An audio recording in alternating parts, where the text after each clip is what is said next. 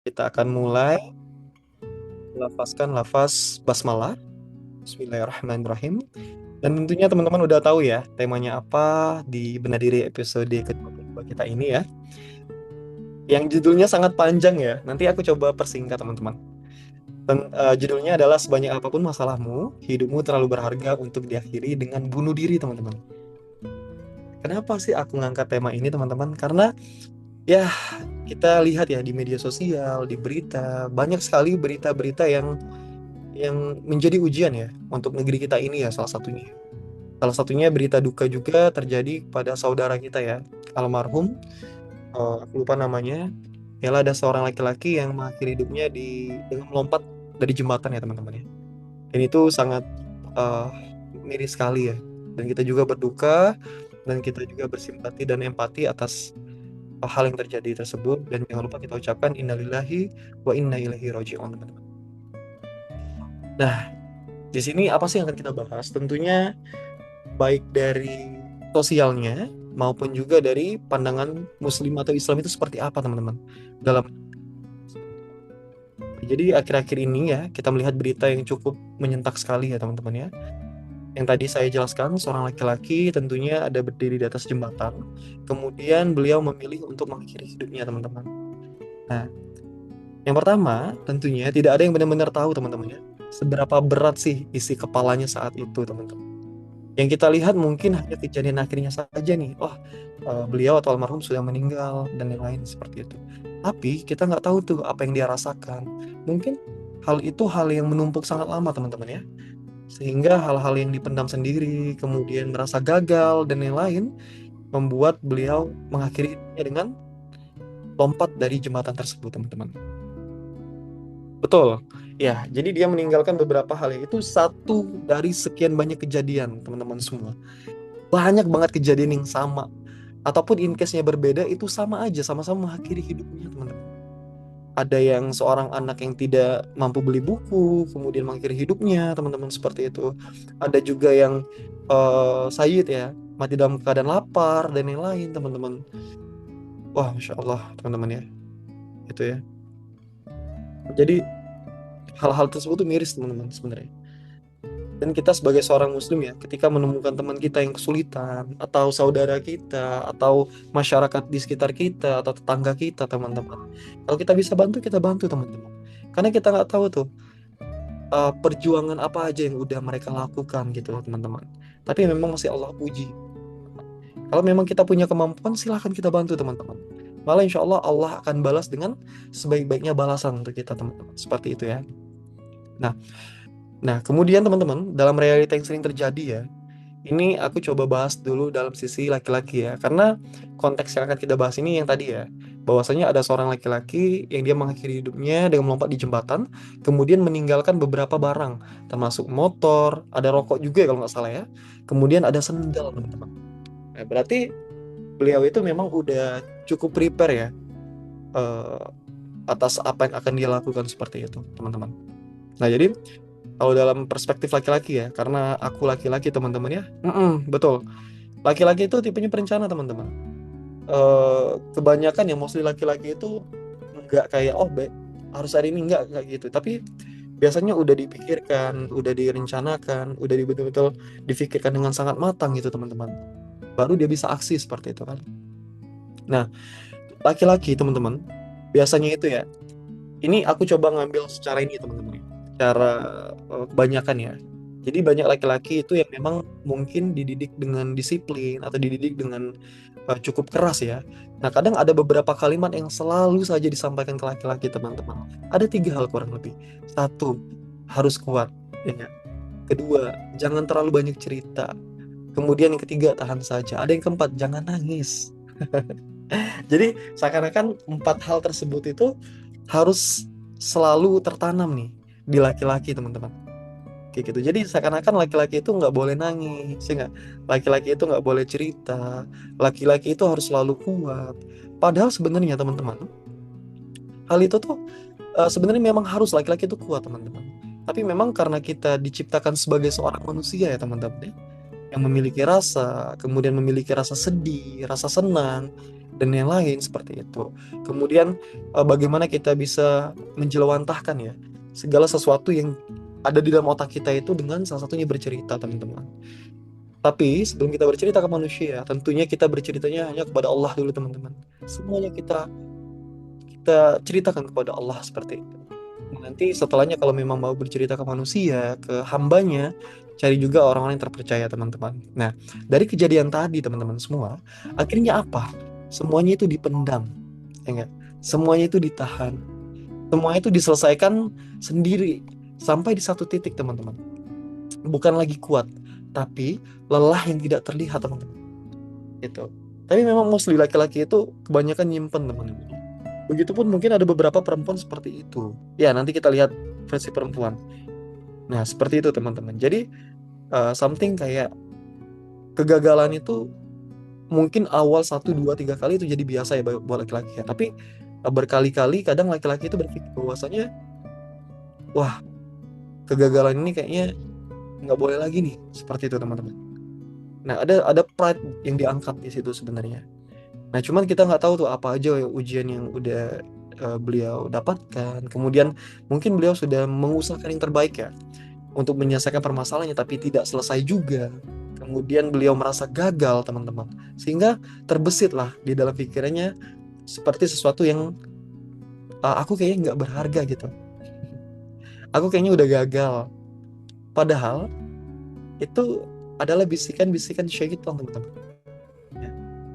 Syaitan itu mewas-was kita untuk apa sih namanya, mengaccept ya bahwasanya kita itu gagal. Padahal Allah itu nggak pernah bilang bahwasanya udah kamu gagal di dunia berarti gagal juga di akhirat. Enggak, teman-teman, ya enggak. Malah Allah itu selalu merangkul, ya enggak. Seperti itu, teman-teman. Nah, itu dari sudut pandangnya laki-laki ya, kebanyakan nahan dan yang lain seperti itu. Nah, cuman kalau di sudut perempuan itu juga sama, teman-teman, sebenarnya banyak juga masalah-masalah yang juga ia lewati. Jadi mungkin tapi in case-nya ada yang sama, ada juga yang beda. Baik itu jadi sama-sama jadi tulang punggung keluarga dan dirinya, atau mungkin dengan in case yang berbeda. Tapi tetap semuanya pasti akan diuji, baik itu laki-laki dan juga perempuan. Nah, mungkin nanti teman-teman bisa ini ya, cerita dari POV perempuan itu seperti apa ya. Orang seperti itu. Oke, kemudian yang tadi, teman-teman ya. Nah, masalahnya kan bukan selalu karena hidup itu terlalu berat, teman-teman. Tapi karena tidak ada tempat untuk bersandar, yang pertama biasanya ya. Yang kedua, tidak ada ruang untuk didengar.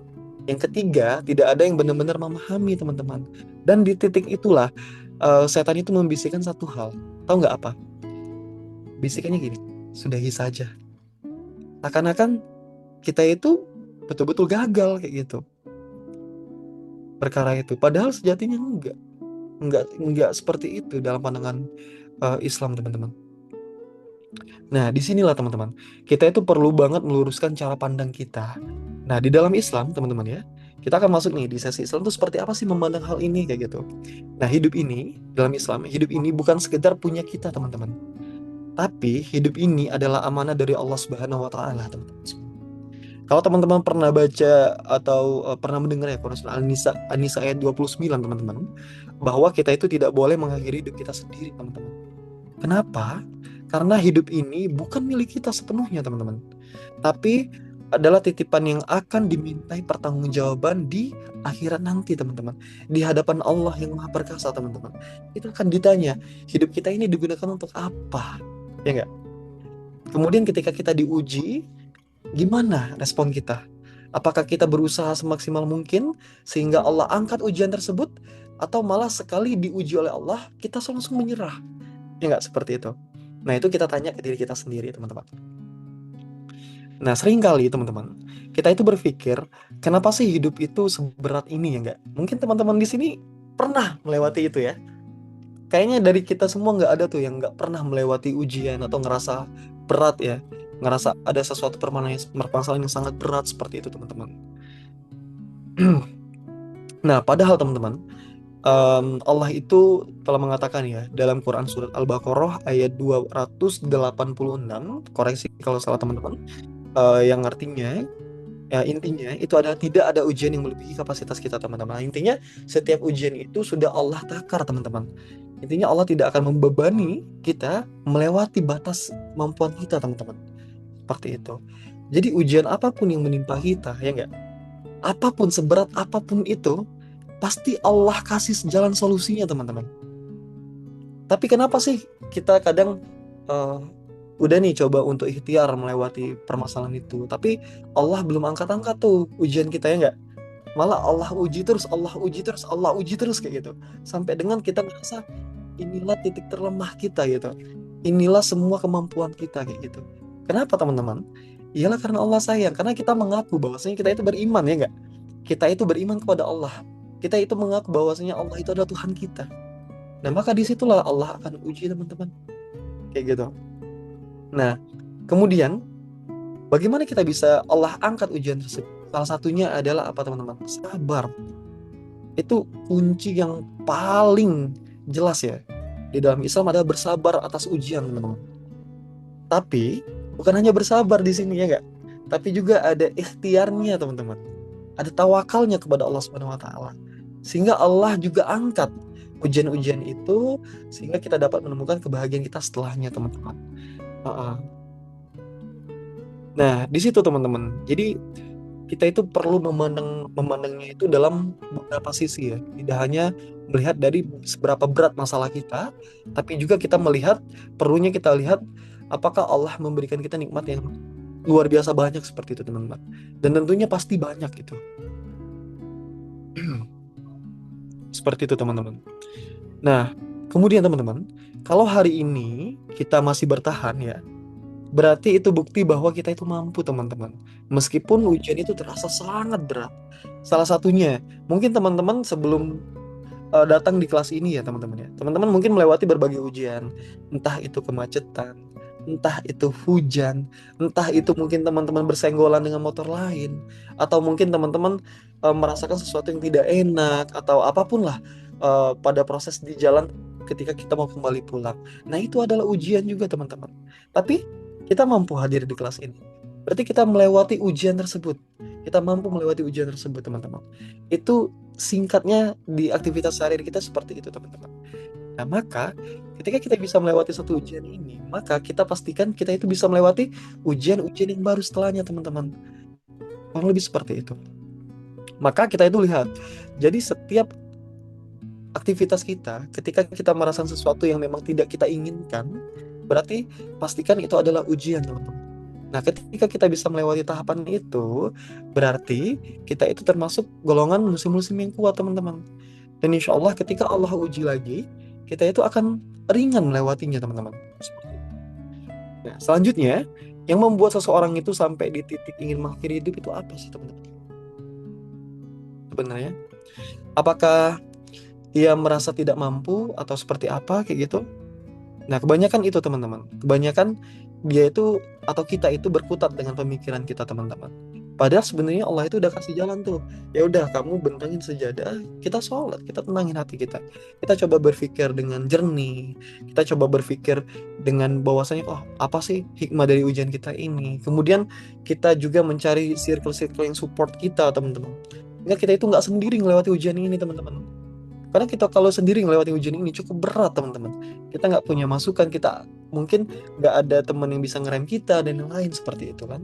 Jadi perlu banget buat teman-teman atau kita semua mencari circle-circle yang juga support atau yang sayang terhadap kita, teman-teman. Sehingga ketika kita akan melakukan sesuatu yang salah, dia akan jadi perantara Allah untuk dapat menghentikan kita. Ya nggak? Gitu. Nanti abis ini ku baca komennya ya, teman-teman ya. Tapi nggak apa, teman-teman komen aja dulu. Aku lanjut ya, teman-teman. Nah, ada beberapa hal, teman-teman. Tadi udah aku jelasin. Salah satunya juga adalah kehilangan harapan, teman-teman ya. Kemudian yang kedua adalah merasa sendirian. Yang ketiga, apa, teman-teman? Tidak melihat masa depan. Nah, dalam bahasa iman, tentunya itu adalah putus asa dari rahmat Allah, teman-teman. Padahal Allah itu sudah mengingatkan kita. Kalau teman-teman pernah mengingat Quran surah Az-Zumar ayat 53, itu tentang jangan pernah putus asa dari rahmat Allah, teman-teman. Jangan pernah putus asa dari rahmat Allah. Karena rahmat Allah itu luas, teman-teman. Allah itu akan bantu kita, teman-teman. Allah itu akan membantu orang-orang yang sabar. Allah itu akan membantu orang-orang yang tentunya bertawakal, berikhtiar, ya enggak? Dari segala ujian yang Allah berikan seperti itu, teman-teman. Nah, kemudian solusi nyatanya seperti apa? Nah, kalau hari ini, teman-teman, kita ngerasa berat banget ya. Kita ngerasa berat banget dengan apa yang terjadi pada kita pada hari ini tentunya, teman-teman. Akan ada, aku coba rangkum dalam 4 hal, teman-teman. Yang pertama, ketika hal ini teman-teman merasa ujian ini berat, yang pertama itu teman-teman berhenti untuk menanggungnya sendiri, teman-teman. Ya enggak? Maksudnya apa, Kak, nomor satu ini? Ialah dengan kita tidak harus selalu terlihat kuat, teman-teman, sendirian. Kalau memang kita butuh cerita, kita cerita, teman-teman, nggak apa-apa. Tapi hal yang paling baik, yang paling awal adalah kita cerita dulu ke Allah Subhanahu wa Ta'ala. Kemudian baru hambanya. Tapi pilih-pilih, teman-teman. Ya nggak? Pilih-pilih yang betul-betul memang dia support kita, yang bisa mendengarkan kita. Nggak harus kita itu menceritakannya ke banyak orang. Cukup satu orang aja. Tapi itu bisa kita percaya bahwasanya dia dapat menyimpan rahasia kita, kemudian dapat menjadi pendengar yang baik, kemudian ketika kita membutuhkan solusi bisa memberikan solusi-solusi tentunya yang positif, teman-teman. Sehingga apa? Sehingga kita bertambah semangat untuk bisa melewati ujian kita, kemudian kita juga Allah kuatkan hati kita untuk melewati setiap apa ujian yang Allah kasih, teman-teman, seperti itu. Kalau belum misalnya teman-teman mendekatkan diri kepada Allah itu kan harusnya kita itu bisa, teman-teman. Tapi realitanya masih banyak sekali yang berat ya, teman-teman. Nah, kalau memang kita belum bisa sekomitmen itu, paling tidak, teman-teman ya, kita perlu banget untuk menjaga sholat kita. Karena sholat itu selain daripada adalah syarat mutlak hisab yang paling awal, itu juga menjadi sarana untuk kita mendekatkan diri kepada Allah, teman-teman, ya nggak? Menjadi sarana komunikasi kepada Allah, teman-teman, seperti itu. Jadi kalau kita ninggalin sholat kayak gitu, ya kita gimana kita mau berkomunikasi? Kalau memang Allah memang mempermudah kita berdoa di mana saja, betul, teman-teman. Tapi juga Allah tidak mempersulit kita untuk sholat dimanapun kayak gitu. Meskipun ada beberapa tempat yang dilarang oleh Allah Subhanahu Wa Taala untuk melakukan hal tersebut. Nah, tapi di seluruh muka bumi ini banyak sekali tempat yang bisa kita lakukan sholat, teman-teman. Kalau memang kita tidak terkejar ke masjid, tapi sebaik-baik sholat adalah untuk laki-laki ya, adalah ke masjid, teman-teman, seperti itu. Tapi kalau memang tidak mampu, belum mampu, kita tetap harus melaksanakan sholat. Supaya apa? Sholat itu sebenarnya selain daripada hisab yang paling awal, itu juga menenangkan kita, teman. Nah, kita ngerasa nggak sendiri, ada Allah yang selalu bisa mendengarin cerita kita, ya nggak? Yang selalu hadir untuk kita. Seperti itu, teman. Teman-teman tuh kalau mau bilang, ya Allah, aku capek banget, nggak apa-apa ke Allah. Nggak apa-apa ke Allah, teman-teman. Itu bukan sebuah kehinaan. Tapi itu bentuk teman-teman itu menyandarkan segala sesuatunya hanya kepada Allah, teman-teman. Termasuk capeknya teman-teman, sedihnya teman-teman, ya nggak? Dan segalanya kayak gitu, teman-teman. Nah, kemudian di sini, teman-teman, kita itu harus mengubah cara pandang kita. Masalah itu bukan tanda Allah benci ya, teman-teman ya. Justru malah seringkali hal itu menjadi tanda bahwasanya Allah itu ingin kita kembali dekat, teman-teman. Ya nggak? Ingin kita itu kembali dekat, teman-teman. Maka Allah uji kita untuk biar kita itu bisa kembali dengannya. Atau mungkin contohnya seperti ini. Mungkin kita terlalu sibuk dengan dunia kita. Mungkin kita terlalu sibuk dengan kerja kita. Tapi kita lupa atas sholat kita. Atau bahkan kita membuka Quran pun satu ayat pun kita baca nggak bisa kayak gitu. Nah, di sinilah Allah akan uji kita, teman-teman. Allah akan uji kita. Wah, apakah Allah hanya menguji orang-orang yang meninggalkannya? Enggak juga. Malah orang-orang yang dekat dengannya pun tetap Allah uji kayak gitu.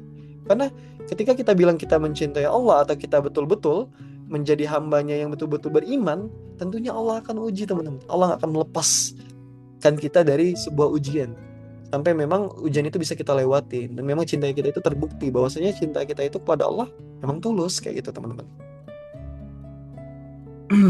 Nah, teman-teman, kemudian teman-teman, kalau dampaknya ya, kalau kita bahas tentang bunuh diri tadi ya, selain kita berempati dan bersimpati ya atas apa yang terjadi dengan saudara kita tidak menyalahkan secara ini, teman-teman ya, secara personal, enggak. Tapi kita coba membedah, kira-kira dalam pandangan Islam seperti apa sih kalau mengakhiri hidup itu kan, kayak gitu, teman-teman. Nah, bunuh diri itu, teman-teman, yang paling jelasnya adalah tidak akan menghilangkan masalah apapun, teman-teman, malah akan menambah. Kenapa, Kak, menambah? Nah, di sini teman-teman, ada 3 hal ya. Yang pertama, ketika kita mencoba atau sudah menisbatkan akan bunuh diri seperti itu, satu, itu tuh akan meninggalkan luka yang sangat panjang, teman-teman. Luka panjang untuk siapa? Mungkin bukan untuk diri kita, tapi keluarga kita, teman-teman. Orang-orang terdekat kita, ya enggak? Orang yang menyayangi kita, orang tua kita, siapapun itu. Kemudian menyisakan penyesalan, teman-teman. Kenapa menyisakan penyesalan? Teman-teman tahu kalau kita bunuh diri itu jalannya kemana? Apakah akan masuk surga atau sebaliknya? Kalau dari pemahaman teman-teman, boleh diketik teman-teman. Kalau kita mengakhiri hidup kita dengan kita bunuh diri, kira-kira Allah akan alihkan kemana, teman-teman?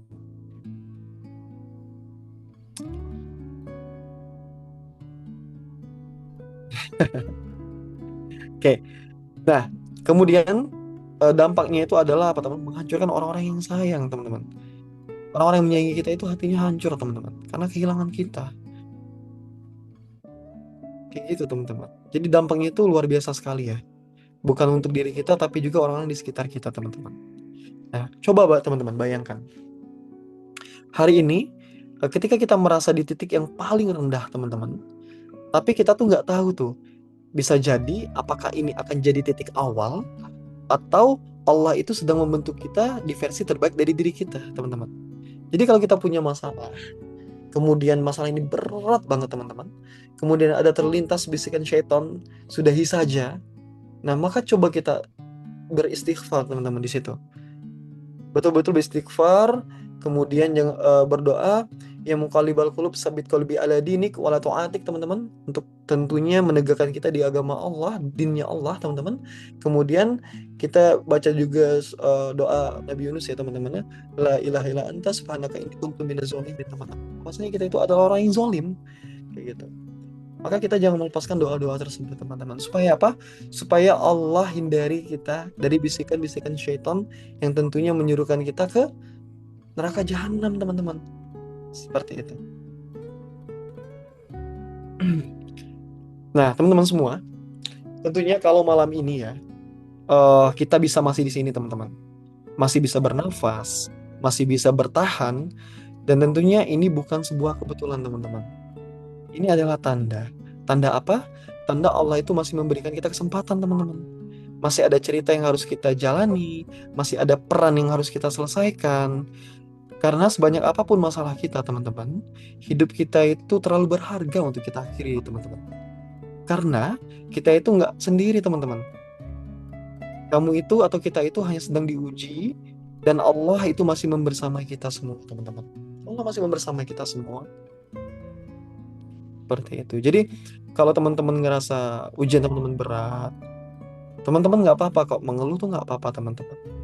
Atau bahkan teman-teman cerita tuh nggak apa-apa, supaya itu semuanya bisa terurai, teman-teman. Jadi teman-teman nggak ngerasa sendiri kayak gitu kan, gitu teman-teman.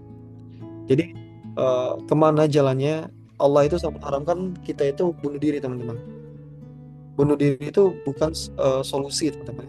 Bunuh diri itu adalah sesuatu pelanggaran terhadap Allah Subhanahu Wa Taala, teman-teman. Pelanggaran terhadap Allah Subhanahu Wa Taala karena kita berputus dari rahmatnya, teman-teman. Ingat yang tadi Kak jelaskan bahwasanya hidup kita ini, diri kita ini, itu bukan milik kita, teman-teman. Bukan juga milik orang tua kita, bukan. Tapi ini milik Allah, teman-teman. Ya enggak? Mulai dari kita ditiupkan ruh oleh Allah Subhanahu wa taala kayak gitu, teman-teman. Kita tuh sudah dititipkan tubuh kita ini loh untuk sampai dengan kita menutup usia kita dengan dalam keadaan baik, teman-teman. Memang sudah takdirnya kita dimatikan oleh Allah Subhanahu wa taala gitu, teman-teman. Meskipun sebenarnya esensi bunuh diri itu memang sudah ada takdirnya, tapi kita itu bisa memilih, teman-teman. Meskipun kematian jodoh itu memang sudah takdir, tapi kita bisa memilih mati dalam keadaan apa, teman-teman. Dalam keadaan husnul khotimah kah? Atau dalam keadaan yang tidak husnul khotimah kah? Sul khotimah kah? Atau seperti apa? Kita itu bisa memilih. Allah beri kita akal, teman-teman. Allah beri kita akal untuk kita dapat berpikir. Yang kita lakukan ini kira-kira Allah ridhoi atau enggak? Itu, teman-teman. Di luar daripada kita bersimpati tadi, teman-teman, ya. Bersimpati atas dasar sesama manusia, atas dasar kita berempati terhadap permasalahan dan yang lain seperti itu. Kalau dalam pandang Islam tentunya hal ini diharamkan, teman-teman. Bunuh diri itu adalah hal-hal yang diharamkan, sangat tidak disukai Allah Subhanahu wa taala, teman-teman. Tentunya. Dan sepemahamanku, eh, bunuh diri itu jalannya bukan ke surga ya Kak Agam ya, tapi tentunya akan masuk, Allah alihkan ke neraka, karena itu melanggar melanggar perjanjian dengan Allah. Yang awalnya kita siap untuk hadir di dunia dan didirikan ruh oleh Allah Subhanahu wa taala, tapi kita tidak amanah dengan diri kita sendiri, seperti itu. Kurang lebih seperti itu teman-teman ya. Mohon dikoreksi kalau memang ada yang salah. Nah, aku coba baca yang di kolom komentar ya teman-teman.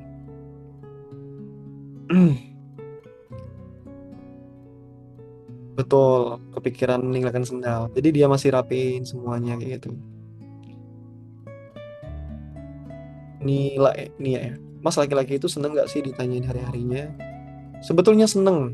Sebetulnya seneng teman-teman. Karena laki-laki itu kan kalau di luar rumah kan dia bertarung ya. Bertarung dengan banyak hal. Bertarung dengan egonya, bertarung dengan rasa capeknya, bertarung dengan pemikirannya, bertarung dengan orang-orang yang kerjasama dengan dia dalam segi pemikiran dan yang lain kayak gitu teman-teman. Kadang juga dia dimarahin oleh bosnya dan yang lain. Nah, jadi kalau di rumah ketika dalam keadaan yang betul-betul oke ya, dalam artian ketika laki-laki itu pulang, suami kita pulang kayak gitu kan, kemudian sudah dalam keadaan bebersih dan yang lain, suami itu paling suka sekali kalau ditanyain gimana hari-harinya. Setidaknya itu sesuatu yang ia dapatkan di rumah, teman-teman. Kalau di luar kan belum tentu dia ditanyain kayak rekan kita, gimana harimu bro? Belum tentu. Karena semuanya sudah pada sibuk dengan urusannya masing-masing, teman-teman. Nah, tapi ketika kita di rumah, kalau kita menjadikan rumah itu sebagai tempat pulang, tempat tenang, nah seharusnya kita sebagai istri ataupun kita sebagai suami, harusnya kita mampu dan kita sudah belajar bagaimana sih men-treat pasangan kita itu. Kayak gitu kan ya. Kak Cynthia ya. Teman-teman kalau mau nanya boleh ya di kolom komentar ya. Karena itu sekilas udah aku sampaikan tadi ya terkait dengan materi kita. Nanti kita akan ngobrol dua arah aja kayak gitu. Oke, Kak Cynthia, kakak aku punya ortu yang mereka punya kesulitan tersendiri, tapi mereka memilih untuk saling menguatkan sakut sama ortuku. Ntar, Kak, aku punya ortu yang mereka punya kesulitan sendiri, tapi mereka memilih untuk saling menguatkan. Oh, mungkin ini menguatkan ya, saling menguatkan satu sama lain ya. Yaps, teman-teman semua, menikah itu ya, sepemahamanku, itu adalah menguatkan satu sama lain, saling melengkapi satu sama lain. Nggak ada yang lebih heroik, teman-teman. Nggak ada yang lebih heroik. Meskipun sekalipun Allah itu membebankan nafkah itu kepada suami, tapi porsinya itu proporsional, teman-teman. Semuanya itu ada masing-masing. Jadi kalau Allah bebankan suami itu untuk menanggung semua nafkah, nafkah istri, nafkah anak, semuanya, tapi Allah juga berikan amanah untuk istri, apa? Salah satunya, berbakti kepada suami. Kemudian memberikan suami keturunan. Itu tuh adalah sebuah nikmat yang Allah berikan. Jadi semuanya ada porsinya, ya enggak teman-teman? Laki-laki nggak bisa mengandung, tapi istri bisa. Jadi semuanya itu sudah Allah takar dengan sebaik-baiknya porsi, teman-teman. Kayak gitu. Biasanya Mas, kalau ujiannya dimarahin terus sama admin kantor gimana ya? Ya itu salah satu ujian ya. Kita di dalam bekerja pasti ada dinamika ya, teman-teman ya. Ada dinamika yang terjadi, bukan hanya di kantor ya, dimanapun kita berada. Tentunya sikap yang paling baik yang kita lakukan adalah pertama kita bersabar, teman-teman. Jelas itu. Kemudian yang kedua, kalau memang kita bisa selesaikan dengan baik atau betul butuh diverifikasi, ya kita verifikasi dengan baik. Tapi kalau memang pada akhirnya problemnya itu tidak lagi di kita, tapi di lawan bicara kita, maka sesudah kewajiban kita untuk mengingatkan gugur dan lain-lain gitu, ya udah kita kembalikan semuanya kepada Allah, gitu teman-teman. Karena kalau kita terlalu banyak menghabiskan energi di situ, takutnya kerjaan kita malah terbengkalai, teman-teman ya, kayak gitu. Nia, gitu ya Mas Agam ya. Nia, Mas, gimana cara support laki-laki? Cara support laki-laki itu adalah ini sepemahamanku ya teman-teman ya. Laki-laki itu tipe yang dia itu kalau di luar udah bertarung dengan banyak hal ya, di rumah berarti dia tuh ingin ketenangan.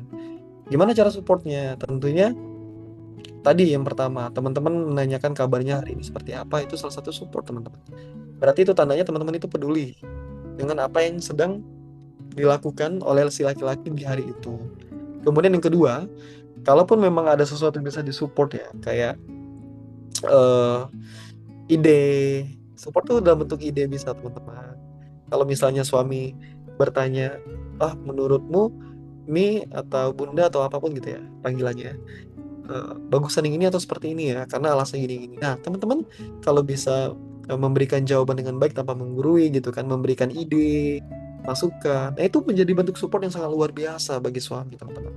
Suami itu nggak ini teman-teman ya, nggak nyuruh teman-teman atau pasangannya perempuan itu untuk turun juga kerja, enggak sebenarnya.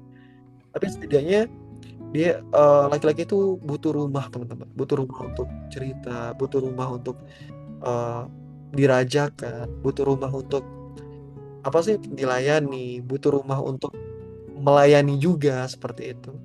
Jadi rumah itu adalah tempat kembali yang keduanya itu bisa saling melengkapi teman-teman, antara istri dan suami, suami kurang lebih seperti itu ya Kak nih ya. Kak Eva, karena bunuh diri haram dalam Islam, jadi yang bunuh diri harus bertanggung betul Kak, betul betul Kak. Aku belum pernah baca ya di dalam Al-Quran maupun kisah-kisah para sahabat ya, para sahabat tabiin tabiun dan lain-lain bahwasanya ataupun yang keluar dari mulut Nabi bahwasanya kita mengakhiri hidup kita dengan cara bunuh diri karena kita menyerah atas ujian Allah itu kita ke surga. Aku belum pernah baca teman-teman. Tapi yang aku tahu bahwasanya Allah itu sangat membenci orang-orang yang membunuh dirinya atau mengakhiri hidupnya dengan cara yang sangat tidak baik kayak gitu teman-teman. Itu pandangan yang harus kita samakan. Jadi kita memang berempati, bersimpati, tapi kita tidak kita tidak ini ya, kita tidak membenarkan ya tindakan-tindakan yang tentunya melanggar perjanjian dengan Allah. Salah satu yang tadi bunuh diri. Itu teman-teman. Bukan berarti kita menghilangkan rasa simpati dan empati kita ya. Kita tetap perlu sebagai seorang manusia, sebagai makhluk Allah, sebagai yang diciptakan oleh Allah dengan berbagai kebaikan dan keburukan, tentunya kita perlu banget untuk menjaga hablum minannas kita, termasuk bersimpati, berempati dengan hambanya, dengan makhluk Allah kayak gitu. Bukan hanya manusia, tapi juga binatang pun kita perlu untuk bersimpati dan berempati. Menyayangi binatang itu salah satu yang sifat yang tentunya Allah berikan kepada kita tuh. Jadi seorang penyayang kayak gitu ya. Gitu teman-teman. Jadi kalaupun nanti teman-teman punya rekan ya ataupun siapapun di sekitar teman-teman yang teman-teman tahu banyak masalah ya teman-teman ya, yang punya banyak masalah, mungkin dia nggak cerita. Tapi kalau nanti teman-teman kita bisa masuk ke bagian yang membuat dia cerita, nah itu adalah sesuatu yang mungkin dia inginkan teman-teman. Karena nggak semuanya mau menceritakan masalahnya. Ada yang menganggap menceritakan masalah adalah aib teman-teman.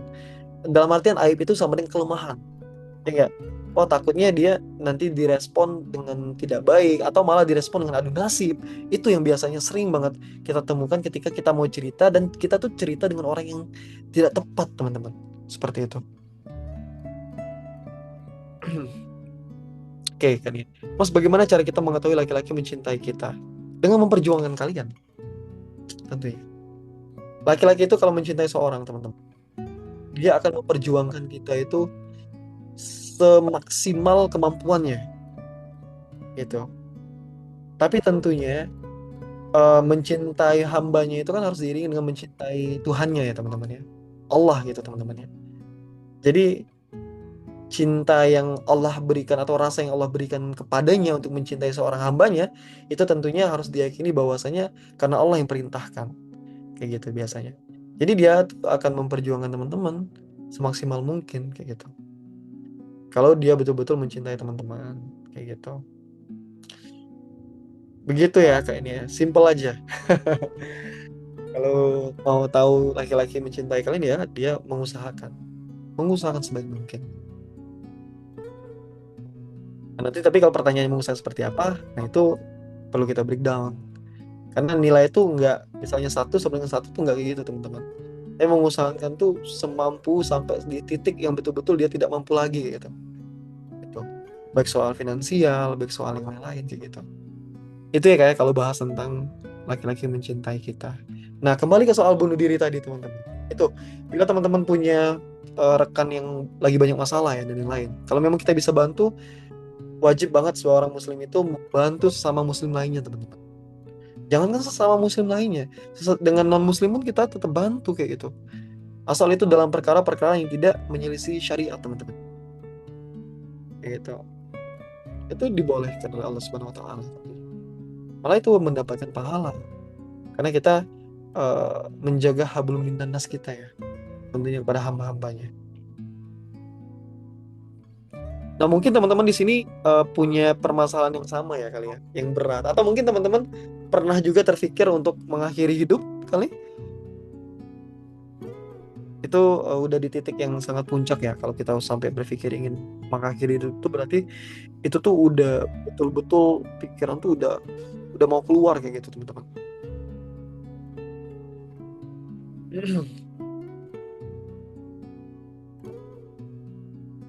Oke, Mas Agam pernah ya.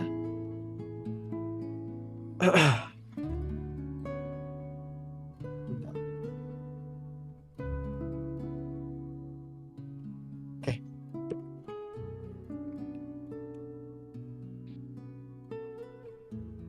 itu teman-teman kurang lebih kalau bahasan tentang kita tentang bunuh diri itu. Tentunya teman-teman akan menemukan banyak sekali ya bacaan ya.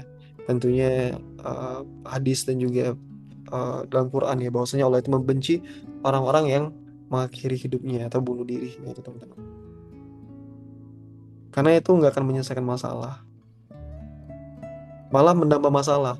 Masalah di dunia kita bertambah karena kita menyakiti atau meninggalkan orang-orang yang kita sayangi sampai dia sedih. Kemudian kita juga harus mempertanggungjawabkan hal itu di hadapan Allah. Wah, berat teman-teman, berat. Jadi kalau analogi dasarnya teman-teman ya, lebih baik kita itu Allah uji terus-menerus ya. Allah uji terus-menerus tapi Allah sayang ketimbang kita itu mengakhiri hidup kita dengan bunuh diri. Nah, kita merasa nggak mampu menyelesaikan masalah kita, teman-teman. Gitu. Nah, sebagai seorang manusia, tentunya makhluk sosial, teman-teman ya. Kita juga harus peka dengan lingkungan kita, teman-teman. Kalau memang ada lingkungan kita yang membutuhkan kita bantu, teman-teman. Semaksimal kita. Kita bantu itu kan nggak harus semuanya dengan uang, teman-teman. Tapi juga bisa dengan tenaga, bisa dengan menenangkan, bisa juga dengan memberikan saran, memberikan ide. Jadi jangan takut untuk membantu rekan-rekan kita yang lain, teman-teman. Karena tentunya itu akan Allah konversikan dengan pahala. Gitu. Kalau aku pribadi, teman-teman, aku juga pernah merasakan di titik yang rendah ya. Dalam artian bahasan ini termasuk pride-nya laki-laki ya. Karena beberapa kali aku gagal ya, gagal beberapa hal kayak gitu. Sempat juga sedih gitu. Dan itu wajar, teman. Sempat sedih dan lain-lain. Tapi alhamdulillah belum sempat atau bahkan jangan sampai ya berpikir untuk mengakhiri hidup dengan bunuh diri kayak gitu, teman-teman. Karena kita berpikir bahwasanya ya Allah itu kasih kita hidup di dunia ini ialah sama dengan ujian, teman-teman. Kita harus menanam dan juga memanen kayak gitu kan. Jadi kalau hidup dunia nggak diuji ya berarti kita bukan hidup di dunia dong, ya nggak? Karena kan Allah kan memberikan rahmat Allah itu seluas bumi ini, teman-teman. Maka perlu banget kita untuk menjemput rahmat tersebut kayak gitu. Gitu, teman-teman. Kemudian juga terkait dengan tren saat ini ya, teman-teman ya. Nah, teman-teman, kita itu perlu banget untuk memfilterisasi informasi yang masuk ke kita. Jangankan informasi, konten-konten media yang masuk ke kita itu juga perlu untuk kita filterisasi, teman-teman. Apalagi sampai yang menstandarkan sesuatu kebahagiaan itu dengan konten kayak gitu. Dalam artian setiap kebahagiaan orang kan beda-beda, teman-teman ya. Kalau kita menilai dari kebahagiaan dalam sudut pandang seorang manusia, ya enggak? Tapi kalau dalam Islam, sudut pandang yang membahagiakan adalah apa? Salah satunya, misalnya kita berpasangan, harta yang paling paling luar biasa yang dimiliki oleh suami itu apa, teman-teman? Atau teman-teman tahu? Harta yang paling berharga yang Allah berikan kepada suami itu apa? Betul, itu. Islam tuh udah jelas banget. Kebahagiaannya itu diatur dalam dalam skop yang betul-betul akan kita rasakan dan tentunya akan sama rata dirasakan oleh orang lain, teman-teman. Jadi standarnya tuh nggak beda. Kalau dalam Islam tuh standarnya sama. Tapi tentunya Allah itu memberikan kita pilihan. Seperti kita misalnya memilih pasangan kan ada nasab yang perlu kita cek. Ya enggak? Baik dari latar belakang keluarganya bagaimana. kemudian hartanya seperti apa, kecantikannya seperti apa, agamanya seperti apa. Itu kan perlu kita cek. Dan kalau kita memilih agama yang dianjurkan oleh Allah, oleh Islam tentunya, semuanya akan tercover gitu. Tapi kalau kita memilih daripada itu, apakah salah? Enggak. Karena Allah memberikan pilihan di situ. Cuman memang akan ada konsekuensi di setiap pilihan, teman-teman. Gitu. Termasuk istri juga. Salah satu nikmatnya adalah memiliki suami yang soleh, teman-teman. Yang bisa membimbing, ya enggak? Yang bisa memberikan nafkah batin dan nafkah lahir kepada teman-teman semua, kayak gitu. Jadi nggak ada yang kelewat gitu. Jadi Allah itu menetapkan standar kebahagiaan itu sama. Kalau kita seorang muslim pasti sama. Tapi ya itu, teman-teman. Kenapa aku bilang perlu banget kita memfilterisasi konten-konten yang ada ya, teman-teman. Khususnya yang berseliweran. Takutnya kita itu, kalau perempuan itu kan diuji dari rasa syukur ya, teman-teman ya. Dari rasa syukur. Nah, takutnya teman-teman, baik itu perempuan atau laki-laki, menghilangkan atau memudarkan sifat qanaah, teman-teman, di situ. Sifat syukur. Karena apa? Karena kita terlalu menjadikan standar orang lain itu menjadi standar kita. Menjadi standar kebahagiaan kita. Padahal kebahagiaan itu, orang itu beda-beda kayak gitu. Kebahagiaan orang itu secara ini beda-beda pasti. Ya enggak? Kalau kita samaratakan, ya kan kemampuan kita dengan orang ini berbeda, teman-teman. Dan penilaian Allah itu bukan apple to apple. Oh, kamu kaya 1 miliar. Oh, kamu kaya 1 miliar. Sama. Enggak. Enggak, teman-teman. Ada lagi tuh.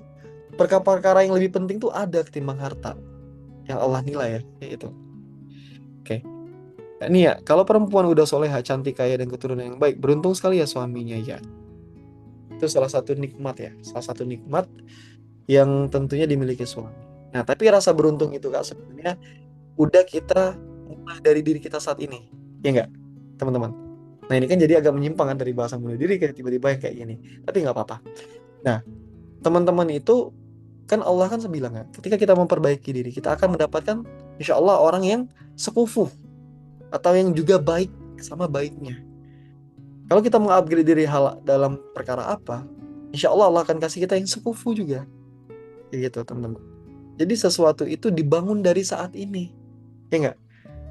Misal nih, kita mau laki-laki yang soleh, kita mau perempuan yang soleh, tapi kita nggak belajar, tapi kita tidak memantaskan diri, tapi kita tidak mencoba untuk mendekati Allah, mendekati Tuhannya.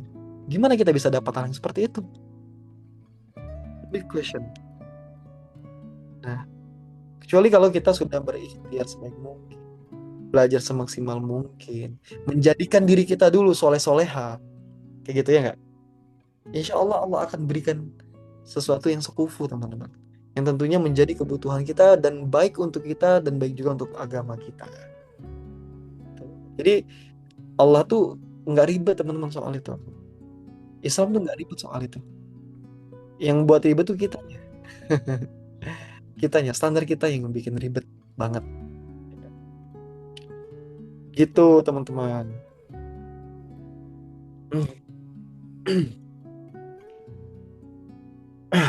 Termasuk ujiannya laki-laki ya, teman-teman ya.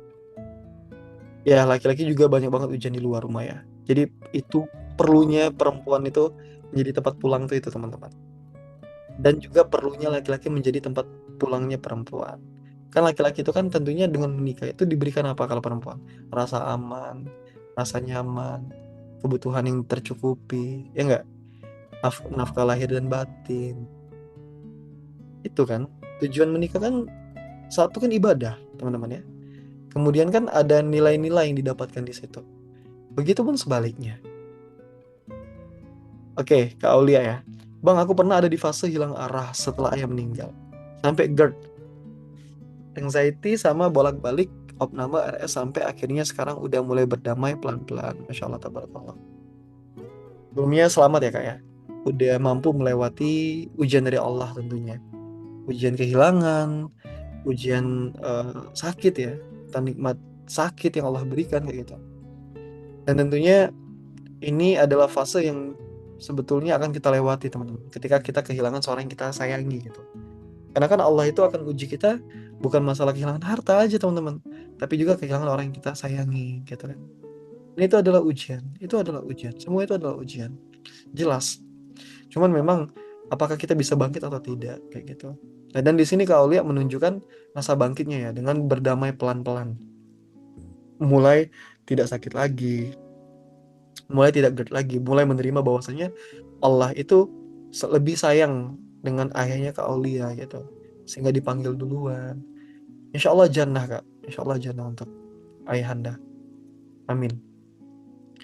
Yang jelas balik lagi ke bahasan aku tadi Kak, bahwasanya tubuh kita ini bukan milik kita, ya enggak? Diri kita ini bukan milik kita. Ruh kita ini juga bukan milik kita, juga bukan milik orang tua kita. Tapi semuanya adalah milik Allah Subhanahu wa taala, teman-teman. Nah, kalau kita sudah bisa di tahap memahami itu, insya Allah kesedihan itu akan, insya Allah ya teman-teman ya, akan lebih cepat terurai teman-teman. Kita akan jauh lebih cepat bangkit. Cuman emang ada Kak kalau orang tua meninggal tuh nggak sedih? Mungkin ada, tapi harusnya normalnya ya kita akan bersedih teman-teman, bersedih tentunya atas ujian yang Allah berikan itu, kehilangan orang yang kita sayangi. Itu ya, itu ya Kak Aulia ya, Kak Aulins, sorry, Kak Aulins ya. Semoga Allah mudahkan selalu Kak. Kak Nia, oke. Masnya sendiri sudah menemukan belum jodoh yang terbaik? Em, Insya Allah teman-teman ya. Kalau dibilang menemukan atau belum ya, tentunya berikhtiar adalah jawaban yang paling baik yang bisa saya berikan. Gitu teman-teman. Tentunya jodoh itu kan, siapanya itu kan ada ini ya, ada di tangan Allah ya. Semuanya itu udah tertera di Lauhul Mahfuz ya teman-teman ya.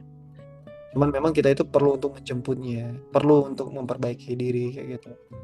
Tapi kita perlu banget untuk pede dan berdoa bahwasanya Allah akan memberikan kita jodoh yang terbaik untuk kita. Kayak gitu teman-teman. Itu masalah jodoh ya. Nah, kira-kira balik yang tadi ya tentang bunuh diri tadi teman-teman. Menurut teman-teman ada sebuah pertanyaan nggak yang kira-kira teman itu masih bertanya-tanya kenapa sih kayak gitu? Apa sih? Apa sih yang melatar belakangi bunuh diri itu apa kayak gitu? Kemudian solusinya seperti apa kayak gitu? Atau mungkin dalam pandangan Islamnya seperti apa kayak gitu? Itu teman-teman. Ya Allah, ini kayaknya mati lampunya lama ya. Masya Allah, tabarakallah.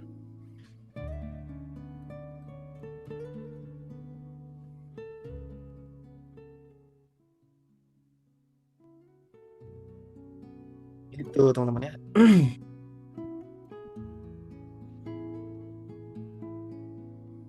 Any questions so far teman-teman?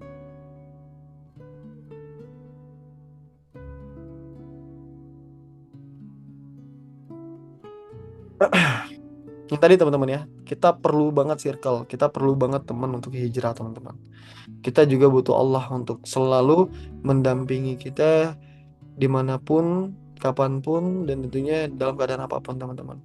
Kita perlu yang namanya din di dunia ini teman-teman, untuk terus bisa survive sehingga kita dapat menuju Allah nanti teman-teman.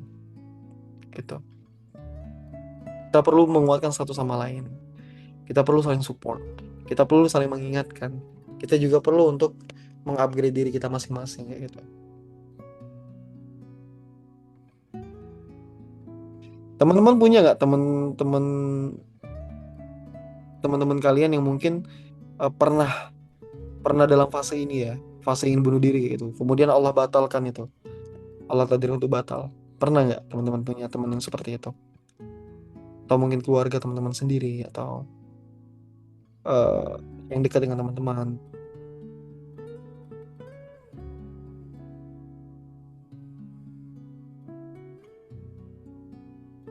BTW ini suaraku masuk ya. Teman-teman, apakah suaraku masih aman? Aku takut sinyalnya kayak ini lagi. Oke. Teman-teman, suaraku masih aman? Oke, aman ya. Siap. Alhamdulillah, terima kasih responnya.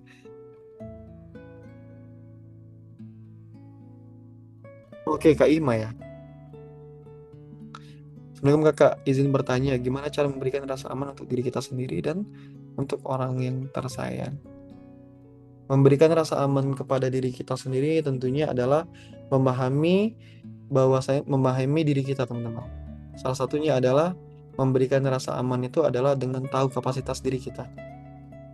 Misal contoh, rasa aman ini kan bisa dalam soal kesehatan dan yang lain gitu ya, ketenangan hati dan nah kita harus paham teman-teman bahwasanya diri kita ini butuh apa, butuh asupan apa. Asupan itu apakah hanya makanan saja? Enggak. Tapi terkait dengan kita butuh juga spiritual, ya enggak? Untuk memberikan rasa aman pada diri kita. Kita juga perlu menjaga diri kita dari hal-hal yang tentunya Allah murkai, teman-teman ya. Jadi itu untuk soal rasa aman nih. Nah, kemudian memberikan rasa apa dan untuk orang lain ya, tersayang tentunya yang pertama teman-teman. Kita itu harus sudah selesai dulu dengan diri kita, teman-teman. Kita sudah harus cukup dulu dengan diri kita. Kita juga harus sudah memahami diri kita sebaik mungkin. Sehingga kita bisa memberikan kasih sayang kepada orang lain. Kita juga bisa memberikan rasa aman kepada orang lain, ya enggak? Kita juga bisa memberikan banyak hal kepada orang lain. Jadi, yang pertama itu kita tuh harus selesai dulu dengan diri kita, teman-teman. Gitu ya. Jadi, kembali lagi teman-teman, jangan pernah berpikir untuk bunuh diri ya, teman-teman ya. Karena tentunya tadi ya, itu melanggar melanggar perjanjian kita dengan Allah Subhanahu wa taala. Aku coba ulangi lagi ya. Nah, tadi ya teman-teman ya, aku udah 3 kali ngulang ya, bahwasanya bunuh diri itu adalah merupakan pelanggaran kita kepada Allah Subhanahu wa taala. Karena Allah telah menitipkan diri kita, tubuh kita, tentunya kita kembalikan dalam keadaan yang baik kepada Allah, kayak gitu ya. Oke, Kak Eva, kalau kata guru saya, kita itu ibarat ikan yang dipaksa hidup di darat, sehingga banyak berbagai tekanan dari berbagai arah ditambah lemahnya iman, kontrol masyarakat yang kurang malah individualis, dan tak adanya peran negara. Ups, oke. Nah, jadi teman-teman semua, betul, salah satunya ibarat kita itu ibarat ikan yang dipaksa hidup di darat. Jadi sebenarnya itu faktor-faktor yang melatar belakangi itu tuh cukup banyak teman-teman ya. Salah satunya ketika kita membicara tentang futur ya, lemahnya iman itu juga salah satu masuk teman-teman. Salah satu masuk. Kenapa? Karena kita itu tidak pernah ngobrol dengan Allah teman-teman. Bahkan kita sampai membaca Quran pun enggak. Kita sampai membaca terjemahan Quran pun enggak. Kita sampai mentadaburi surah-surah yang telah Allah turunkan pun enggak teman-teman. Gimana kita bisa berkomunikasi dengan Allah ya? Gimana kita bisa memahami bahwasanya Allah itu sayang banget ke kita? Sedangkan ketika kita diminta dekat, kita malah ngejauh terus kayak gitu kan? Ya apa? Malah kalau kita ngerasa kak, kayaknya aku nggak baik deh kayak gitu. Kayaknya aku nggak pantas deh berdoa ke Allah. Malah berdoa ke Allah itu nggak harus kita udah soleh dulu, enggak teman-teman. Atau kita udah gini dulu, enggak. Tapi Allah itu merahmati semua umat muslim teman-teman, termasuk kita-kita yang merasa diri kita belum baik kayak gitu. Kemudian kontrol masyarakat, betul, makanya ya teman-teman ya, sebelum kita eh, membicarakan masyarakat yang lain, perlu banget untuk kita menjadi masyarakat yang baik, ya enggak? Perlu banget untuk kita itu peka dengan tetangga kita, perlu banget untuk kita itu peka dengan lingkungan sekitar kita teman-teman, sehingga apa, sehingga kita itu mampu nih memberikan setidaknya rasa tenang atau rasa aman kepada orang lain seperti itu. Sebenarnya itu dari kita dulu teman-teman, dari kita yang menjadi baik, dan insya Allah lingkungan kita juga Allah akan berikan lingkungan yang baik seperti itu. Nah, perannya negara ini bahasanya cukup panjang ya sebenarnya. Tapi memang iya ada salah satu peran negara yang tidak tidak ini ya teman-teman ya, tidak maksimal ya kalau kita bisa bilang ya. Gitu ya Kak Eva ya. Nggak apa-apa teman-teman. Itu bahasan-bahasan Allah tinggal 18% ya. Oke, nggak apa laptopku 18%. Dan sekarang masih belum hidup lampunya teman-teman. Masih mati lampunya.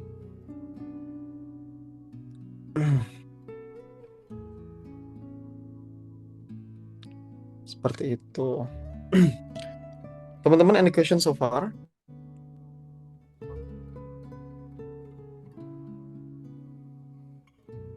Ini meskipun gelap, untung sinyalnya alhamdulillah ya.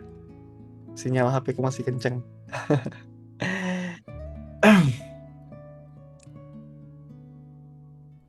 Itu ya Kak Ima ya tadi ya. Terkait itu udah dijawab ya. Bahwasanya rasa aman ke kita itu adalah kita harus memahami dulu diri kita. Kita itu butuhnya apa. Kemudian asupan kita tuh apa. Bukan hanya sekedar makanan, spiritualnya apa. Kemudian kita bisa memberikan rasa aman ke diri kita. Kemudian baru kita bisa memberikan rasa aman ke orang lain. Kayak gitu. Sebelum kita memberikan rasa aman ke orang lain, kita perlu banget untuk bisa mengamankan diri kita dulu, teman-teman. Kayak gitu ya. Karena kita nggak akan bisa tuh memberikan rasa aman ke orang lain, sedangkan diri kita juga belum aman, kayak gitu.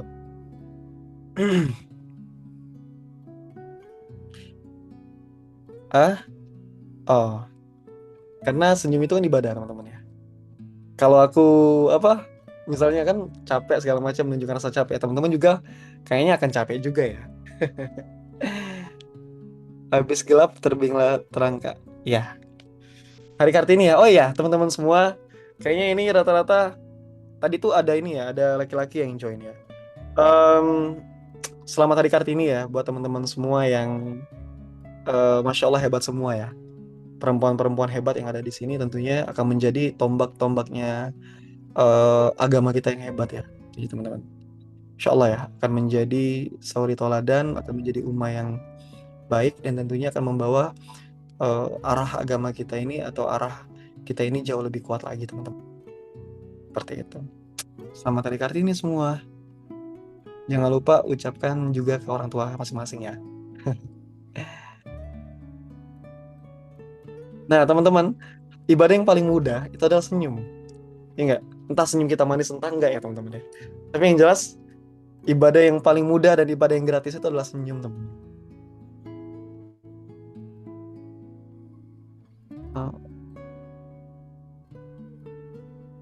Allahumma amin. Amin. Yaps. Habis gelap terbitlah terang. Sebentar kayaknya ada adikku ya. Teman-teman kalau ada pertanyaan lagi boleh. Eh,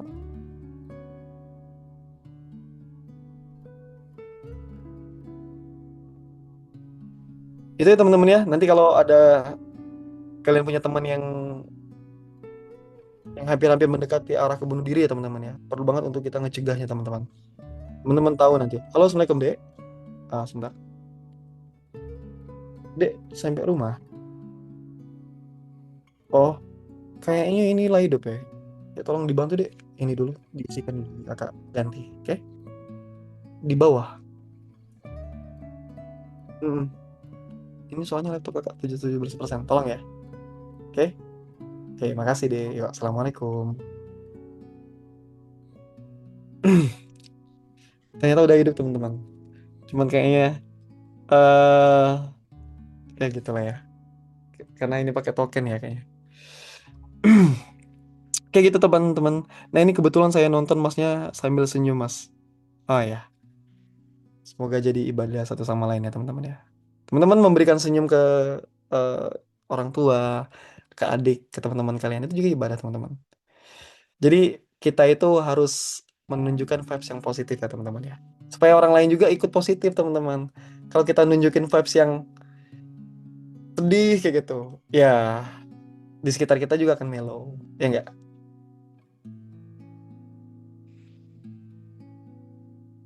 Itu adikku yang paling bungsu itu baru sampai rumah. Jadi minta tolong dulu lah ke beliau. Jadi kami tuh di rumah tuh bertiga teman-teman, laki-laki semua ya. Ya kalau laki-laki ini kadang selama aku sebagai abang tahu ya di mana posisi mereka dan lain, aku aman aja sih. Biasanya kalau adikku yang paling kecil ini kan dia ikut ini ya teman-teman ya, ikut volunteer ya. Dan ya aku kenal siapa foundernya siapa dan lainnya. Jadi jauh lebih aman. Gitu teman-teman. Teman-teman, any question so far? Kita coba maksimalkan di 21.30 ya. Nanti insya Allah di apa namanya teman-teman? Di materi benar diri ke-23 aku coba maksimalkan akan ada materi ya. Akan ada PPT. Soalnya hari ini aku cukup hektik, jadi nggak kejar. Ada beberapa tugas juga sebenarnya harus kuselesaikan gitu. Dan teman-teman, aktivitasku saat ini sebenarnya selain daripada kerja, aku lagi ini teman-teman, upgrade diri ya di karir kelas dan lain-lain. Supaya menambah hasanah keilmuan, kemudian rekan-rekan yang positif juga ya. Itu teman-teman. Kenapa memperbanyak aktivitas itu? Karena supaya kita itu bisa terhindar dari hal-hal yang buruk ya. Jadi kita itu bisa lari teman-teman. Lari itu maksudnya tuh lari dalam kutip positif ya. Kita itu bisa lari dari hal-hal yang tidak Allah sukai. Gitu aja sih. Sebenarnya meskipun capek dan lain-lain ya, tapi kita nikmatin aja teman-teman. Gak apa-apa. Bukannya dunia ini adalah ujian. Ya enggak? Bukankah manusia itu diciptakan dalam keadaan merugi? Kan? Ya udah, gitu. Jadi kita maksimalkan aja. eh,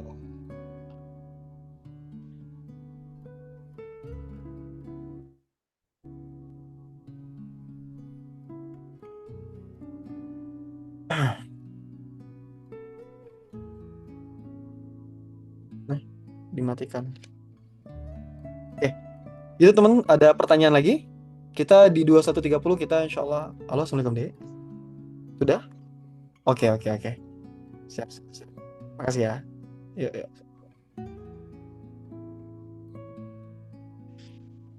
Kita telepon lagi teman-teman ya. Tentunya dia lupa. Gitu ya teman-teman ya. Jadi kita perlu jaga diri kita sendiri, kemudian jaga lingkungan kita, jaga keluarga kita ya. Jangan sampai berpikir untuk melakukan hal-hal yang tentunya merugikan diri kita, merugikan keluarga kita, dan juga merugikan lingkungan sekitar kita teman-teman. Karena bunuh diri itu sesuatu perbuatan yang mungkar teman-teman. Cuman tadi ya, kita tetap harus bersimpati, berempati ya atas dasar masalah orang-orang yang mungkin kita nggak tahu seberat apa masalahnya teman-teman. Kita nggak tahu serumit apa isi pikirannya gitu kan. Gitu ya. Nah, kira-kira teman-teman, di materi yang selanjutnya, teman-teman mau dibahas apa?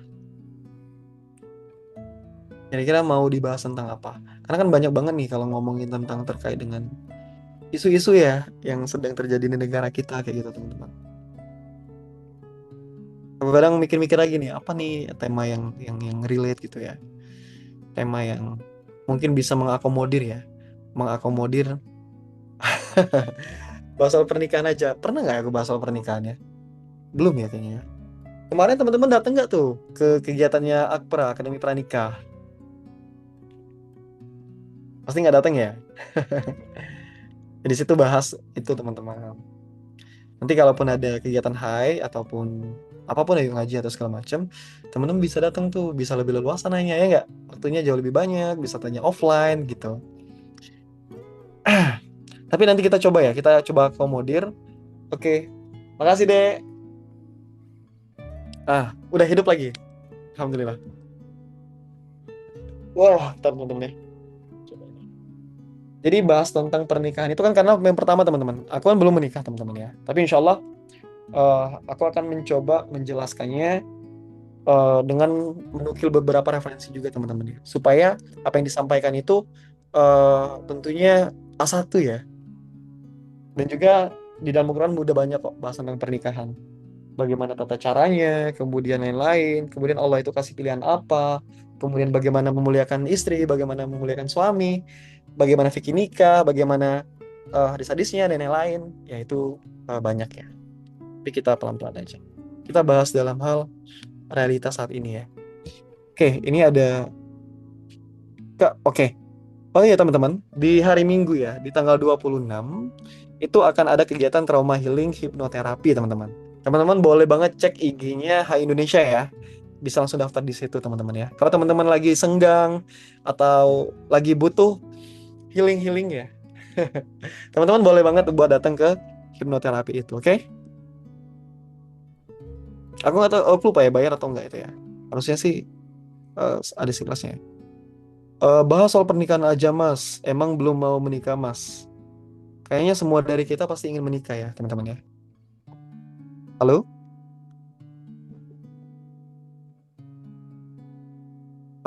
Teman-teman?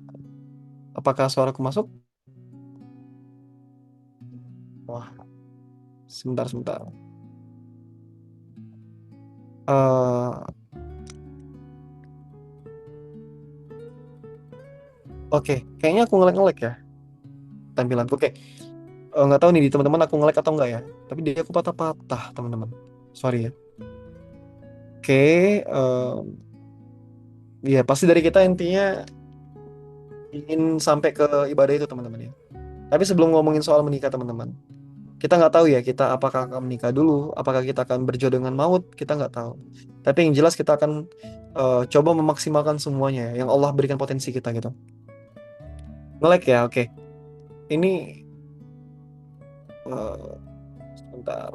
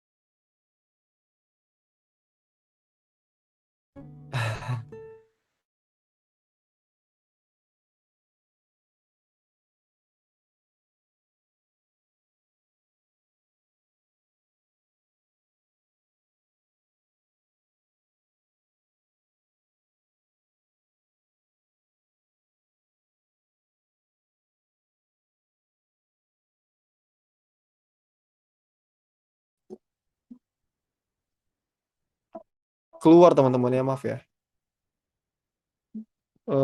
Sebentar. Oke teman-teman, apakah suaraku masih masuk? Cek. Halo.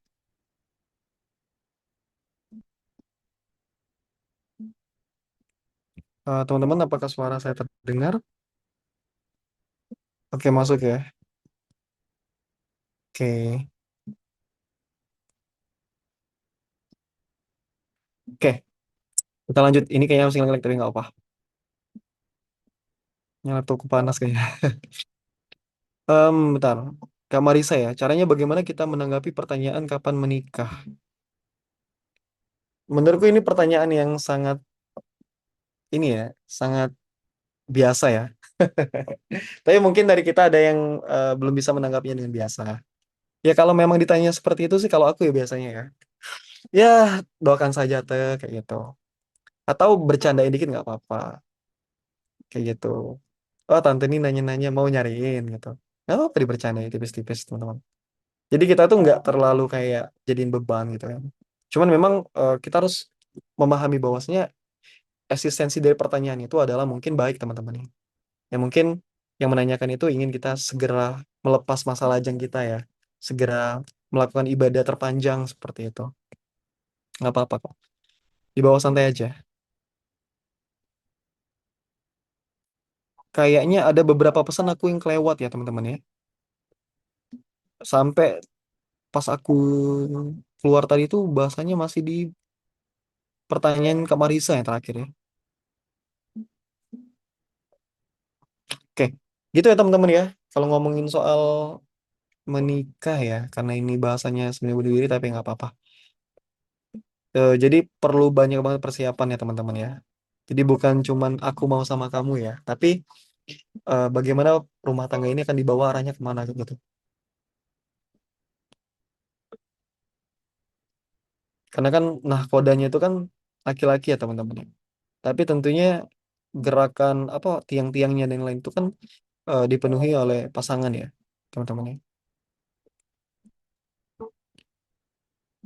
Kalau kita nggak tahu arah kita berlayar, ya kita mau gimana gitu kan. Halo teman-teman, apakah suaraku masih masuk?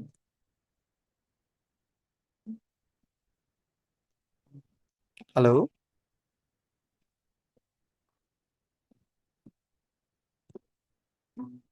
Oke, masuk ya. Oke, alhamdulillah. Gitu teman-teman, any question so far? Apakah ada pertanyaan lain?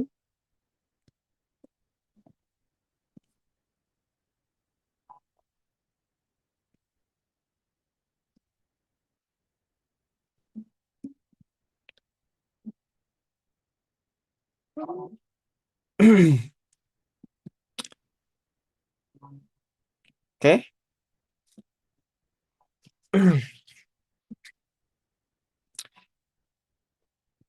Atau di sini ada yang ini ya, duh gimana bahasanya ya? Mungkin lagi diuji ya soal pernikahan kali ya. Karena kalau aku ngomong langsung nanti teman-teman menganggapnya beda lagi. Ya mungkin di sini teman-teman ada yang lagi diuji ya terkait pernikahan ataupun proses ya. Tapi tentunya hal itu dinikmati aja teman-teman. Karena semua yang kita lakukan itu selama itu niatnya karena Allah ya, semuanya karena niat baik, insya Allah Allah akan kasih jalan teman-teman. Yang penting kitanya yakin. Meskipun ya kita perlu untuk meyakinkan diri sendiri ya. Kemudian yakin untuk bisa. Iya diuji jodohnya belum ada Mas. Wah, berarti ini perlu ini ya kayak. Perlu dikencengin tuh ikhtiarnya, doanya. Siapa tahu Allah akan kasih ya. Sesegera mungkin. Kayaknya ini ujian yang sama untuk semua yang ada di sini kayaknya ya. Ya mungkin ya jodohnya belum ada ya. Atau mungkin sedang berikhtiar. Ya apapun lah.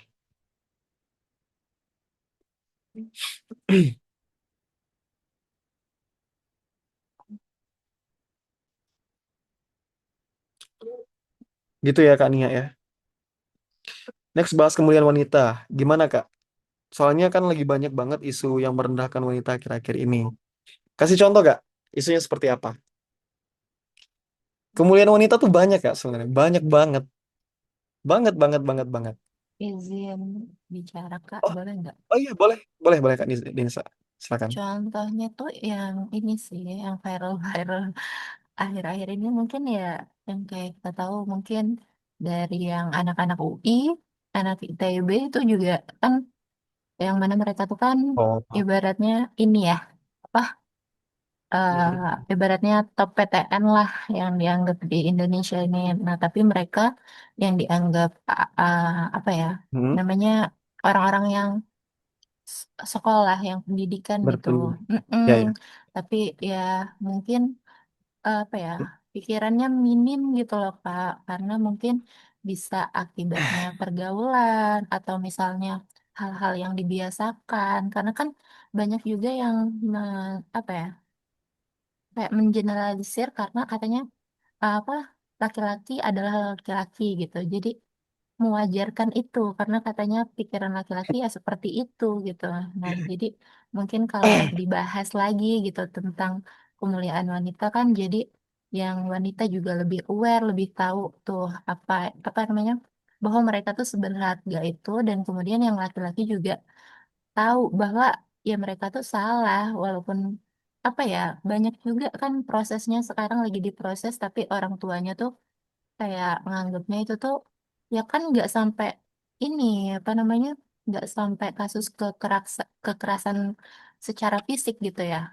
nggak seksual secara langsung gitu, tapi cuma kayak kata-kata, cuma verbal lah segala macam, tapi itu kan cukup merendahkan ya gitu, bahkan Ya, sangatlah gitu, jadi mungkin sangat. ke situ sih Kak.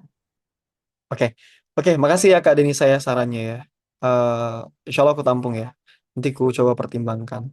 Iya, kasus-kasus itu sangat miris ya teman-teman ya. Kalau kita boleh bahas sedikit ya. Sebenarnya aku sangat tidak sepakat ya. Yang terkait tadi apa, pikiran laki-laki itu seperti itu. Kita tuh bisa memilih teman-teman. Termasuk teman tongkrongan ya. Kalau kita memilih teman tongkrongan yang bahasanya selalu seksis mulu teman-teman. Otak kita rusak teman-teman. Itu otak kita rusak. Sebenarnya itu bahasan laki-laki ya. Harusnya ya, normalnya laki-laki nggak bahas itu teman-teman. Malah bahasnya itu tentang gini teman-teman. Ini aku coba berkaca di lingkupku aja teman-teman, circleku ya. Bahasanya itu seputar tentang kami itu selalu bahas gimana kerjanya hari ini kayak gitu kan.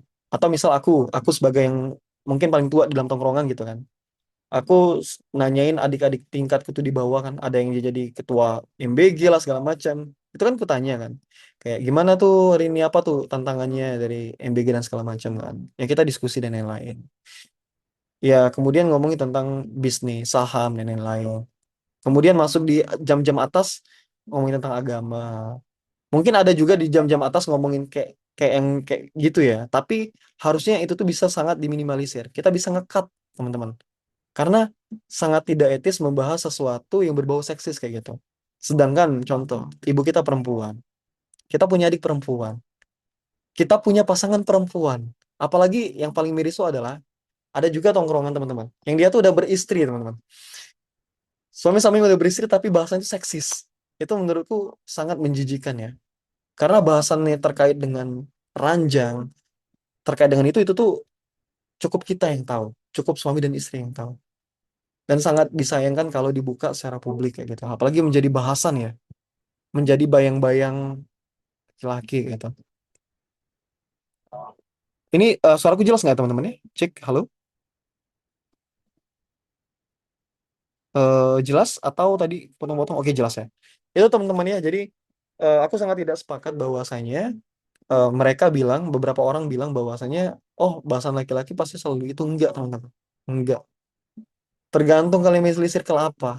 Kalau circle yang mohon maaf ya, dalam tanda kutip sering menonton porno kayak gitu, atau film-film yang wah kayak gitu, ya wajar rusak otaknya kayak gitu. Karena dia memilih untuk menormalisasikan hal itu kayak gitu teman-teman. Laki-laki tuh harusnya sibuk teman-teman. Nggak ada waktu buat mikirin seseksis itu. Malah yang dia pikirin harusnya ya, gimana financial freedom. Oh, kayaknya kalau kita beristri nanti kita butuh kemampuan apa nih biar nggak malu gitu. Jadi laki-laki. Oh ya, bahasanya tuh kayak ngomongin soal introvert extrovert. Kemudian gimana apa ya? Public speaking dan lain-lain. Nah, harusnya bahasanya itu teman-teman. Harusnya bahasanya itu. Jadi kalau teman-teman menemukan circle laki-laki yang bahasanya dikit-dikit seksis dan yang lain, ya tinggalkan saja teman-teman. Atau bahkan tutup rapat-rapat ya soal pembahasan itu. Karena itu sudah masuk ranah pelecehan. Mungkin katanya kan nggak sampai pelecehan seksual Kak kayak gitu. Ya itu kan awal-awalnya. Mulai dari bahasan. Mulai dari membahas, membayangkan, hingga menimbulkan hasrat kayak gitu teman-teman. Itu. Kalau aku pribadi sih lebih banyak ngekat ya bahasan-bahasan seperti itu ya teman-teman ya. Sekalipun mungkin ada orang yang ingin mulai gitu, ya kita ngekat ya gitu. Karena menurut kita kayaknya ada bahasan yang lebih bagus lagi ketimbang bahas tentang hal-hal yang berbau-bau seperti itu. Kayak gitu. Kak Dini saya thank you ya. Nanti insya Allah akan coba aku pertimbangkan juga ya tentang bahasan ini ya. Soalnya kemudian wanita tuh banyak banget teman-teman. Sayang banget kalau dilakukan seperti itu. Kita insya Allah sampai jam 10 ya teman-teman ya. Oh, terkait dengan yang lagu-lagu ya dari ITB dan segala macam itu miris juga teman-teman ya. Seharusnya lagu itu seharusnya nggak ada lirik-lirik yang berbau melecehkan, baik itu melecehkan laki-laki maupun perempuan teman-teman. Itu sangat-sangat menjijikan kalau bagiku ya. Kayak gitu. Nggak tahu sih kenapa, nggak tahu sih apa dasarnya, apa dasarnya membuat lagu-lagu seperti itu kayak gitu. Maksudku apa nggak bisa menciptakan sesuatu yang lebih bagus lagi. Padahal kampus-kampus yang kita sebutkan tadi kan adalah kampus-kampus yang tentunya menjadi ini ya 10 top ya kampus di Indonesia ya. Dan sebenarnya bukan kita jadi bisa menyalahkan kampusnya teman-teman, tapi oknumnya sebenarnya. Ya oknum-oknum itu tergantung dengan apa yang mereka konsumsi sih menurutku. Karena laki-laki itu akan membahas sesuatu yang akan dibahasnya itu tergantung apa yang dia konsumsi teman-teman. Kalau dia biasanya melihat tentang kemajuan bisnis ataupun apapun, ya pasti akan dibahas itu. Tapi kalau konten yang dia lihat, yang dia save itu, sorry maaf ya, perempuan-perempuan yang goyang-goyang, yang memakai pakaian yang terbuka, kemudian sengaja mempertontonkan aurat kayak gitu. Nah, bahasanya nggak jauh dari itu pasti. Karena tergantung apa yang dia konsumsi, teman-teman. Apa yang dia lihat kayak gitu ya. Gitu buat teman-teman hati-hati juga ya hal itu ya. Karena ya marak banget teman-teman. Tapi kalau kadang tuh ya, di lingkup laki-laki ya, kadang dibilang kayak gini, oh kamu mah nggak asik ya udah sih kalau nggak asik mah bahasan kita masih banyak bro. Kayak gitu kan bahasan kita Ayolah ngomongin bisnis kayak gitu. Ayolah apa yang bisa kita cari gitu. Apa yang bisa kita lakuin kayak gitu. Ngapain ngomongin seksis gitu kan. Ya, lu kalau memang kayak gitu, bahasanya, lu kalau memang udah nggak tahan lagi atau memang udah masuk di fase itu ya bahasanya, ya udah lu ikhtiar untuk nikah kayak gitu kan. Jangan lu bahas di sini, ngapain kayak gitu. Soalnya aneh bahas-bahas kayak gitu tuh.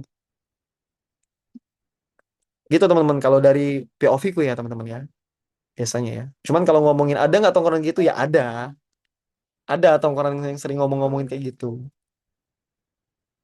Dan itu mengganggu teman-teman. Itu bisa menyebabkan itu salah satu awal mulanya kekerasan seksual itu terjadi itu karena bahasan itu teman-teman. Bahasan itu sampai dengan dia bisa membayang-bayangkan itu tuh wah itu udah tingkat paling atas tuh berarti konsumsi hal-hal yang tidak tidak baik ya teman-teman konteksnya gitu ya kayak aku juga geram sih sebenarnya hal itu makanya kadang Allah Akbar gitu wes lah. Hal-hal ini nih yang penting ya udah kita jaga keluarga kita masing-masing teman-teman kita jaga lingkungan kita jaga siapapun bisa kita jaga itu ya hal seperti itu kembali lagi ke kitanya oke any question so far teman-teman nanti kita coba ya yang di bagian kemudian wanita ini ya.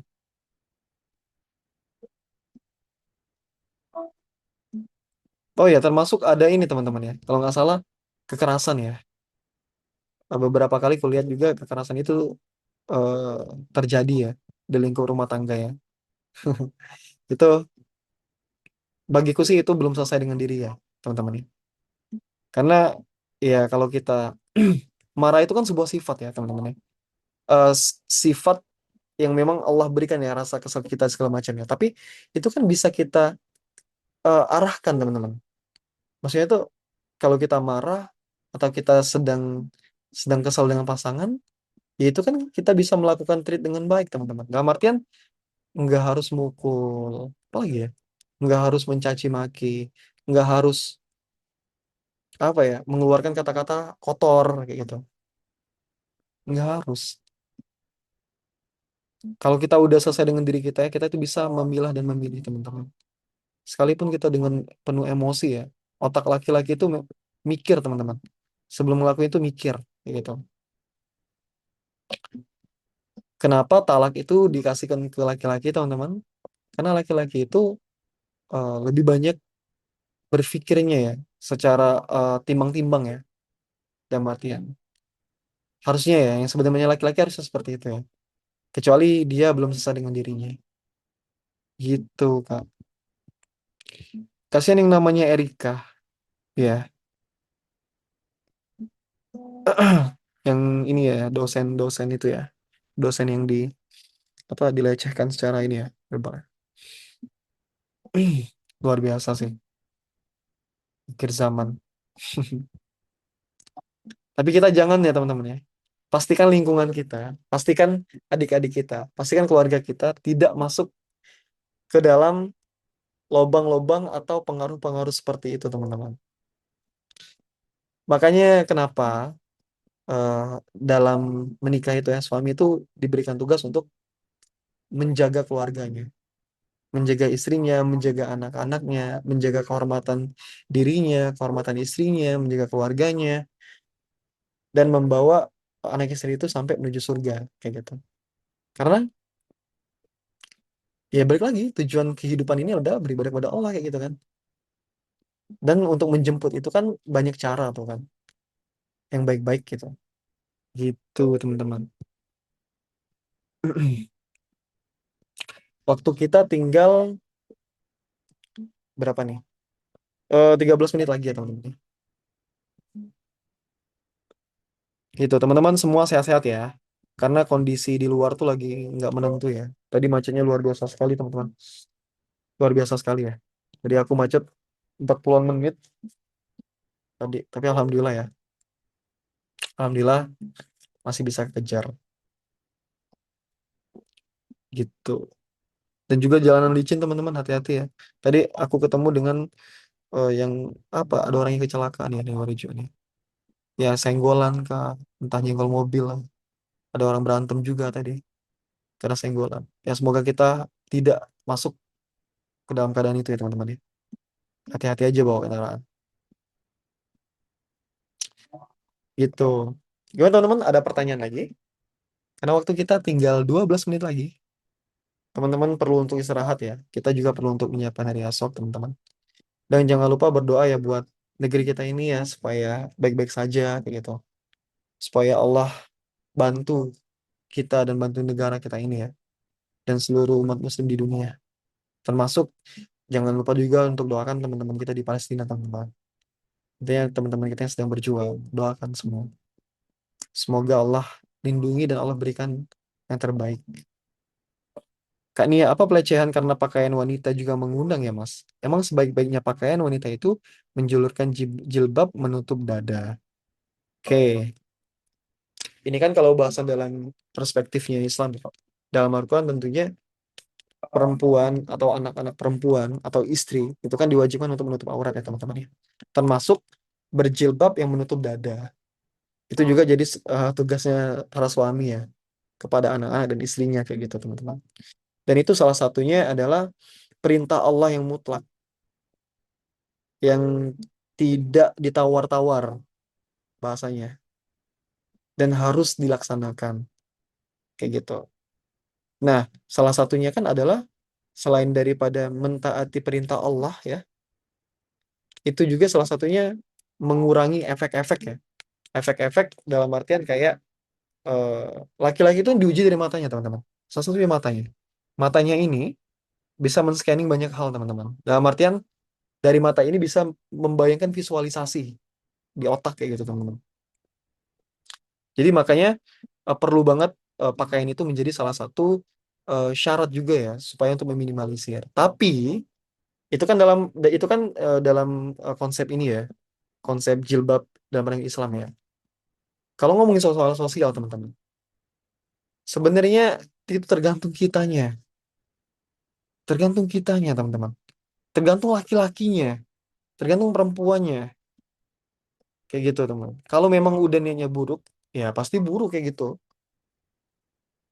Pelecehan itu, kalau dari POV ku teman-teman ya, yang aku tahu ya, dengan kita mengkonsumsi hal-hal yang nggak masuk akal dulu kayak gitu. Contoh kayak misal, media sosial itu kita buat untuk melihat sesuatu yang tidak baik. Perempuan-perempuan yang ya yang kayak gitu terbuka-terbuka. Kemudian mulailah membayangkan visualisasi. Kemudian mulailah hasrat timbul untuk melecehkan orang di sekitar kita. Kayak gitu, teman-teman. Jadi kalau ngomongin pakaian sepenuhnya nggak juga ya menurutku ya. Tapi memang salah satu menutup aurat itu ialah menjaga hal tersebut. Menjaga ifa dan izahnya teman-teman sebenarnya. Menjaga kehormatan teman-teman. Menjaga aurat teman-teman. Menjaga mata laki-laki agar tidak membayangkan sesuatu yang aneh-aneh kayak gitu. Meskipun ada juga orang yang udah berjilbab panjang, tapi otak si laki-laki itu liar tuh ada, masih ada teman-teman. Jadi bukan masalah baju dan jilbabnya, bukan. Tapi tergantung orangnya itu, ya enggak? Gitu. Cuman memang dalam Islam itu adalah sebaik-baiknya ya teman-teman ya. Makanya ya, salah satu tugasnya suami itu bukan cuma sekedar menafkahi teman-teman. Bukan sekedar menafkahi lahir dan batin. Tapi bagaimana dia bisa memimpin, memberikan arah, memberikan nasihat baik, memberikan mengimplementasikan, mengaplikasikan perintah Allah itu di dalam keluarganya, kayak gitu. Gitu. Makanya perlu mencari pasangan itu yang bisa berkomunikasi juga teman-teman. Eh, Ngomongin introvert, ekstrovert, menurutku introvert dan ekstrovert pasti harus tetap berkomunikasi. Komunikasi yang dibentuk itu bukan kita harus jadi ekstrovert, enggak teman-teman. Tapi bagaimana cara kita untuk bisa menyampaikan pesan dengan baik, ya enggak? Pesan yang tidak menyinggung, pesan yang tidak menggurui, kemudian tentunya pesan yang membangun, kayak gitu. Gitu. Gitu ya Kak ya. Kak Nia, semoga kalian semua di sini terhindar lah dari hal seperti itu. Makanya kalau teman-teman punya teman laki-laki yang udah mulai berani bahas seksis ya ke kalian ya, saranku tinggalin teman-teman. Saranku tinggalin. Itu akan sangat berbahaya kayak gitu. Sangat berbahaya. Karena kita itu tidak bisa mengkontrol isi pikiran orang, teman-teman. Gitu ya. Tinggalkan saja lingkup-lingkupnya seperti itu. Soalnya membahayakan teman-teman sendiri. Gitu ya.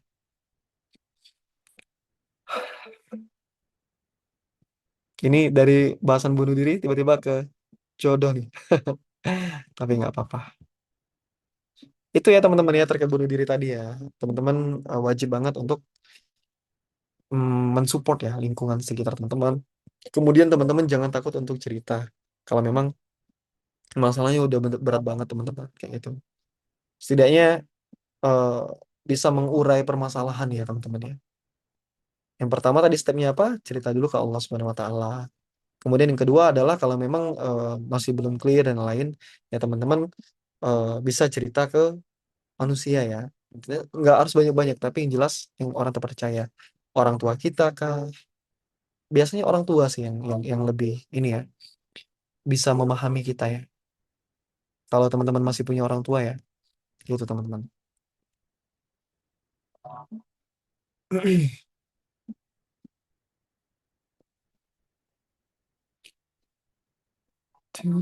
Mas, kalau sebagai perempuan, boleh tidak mengikhtiarkan laki-laki? Boleh, boleh.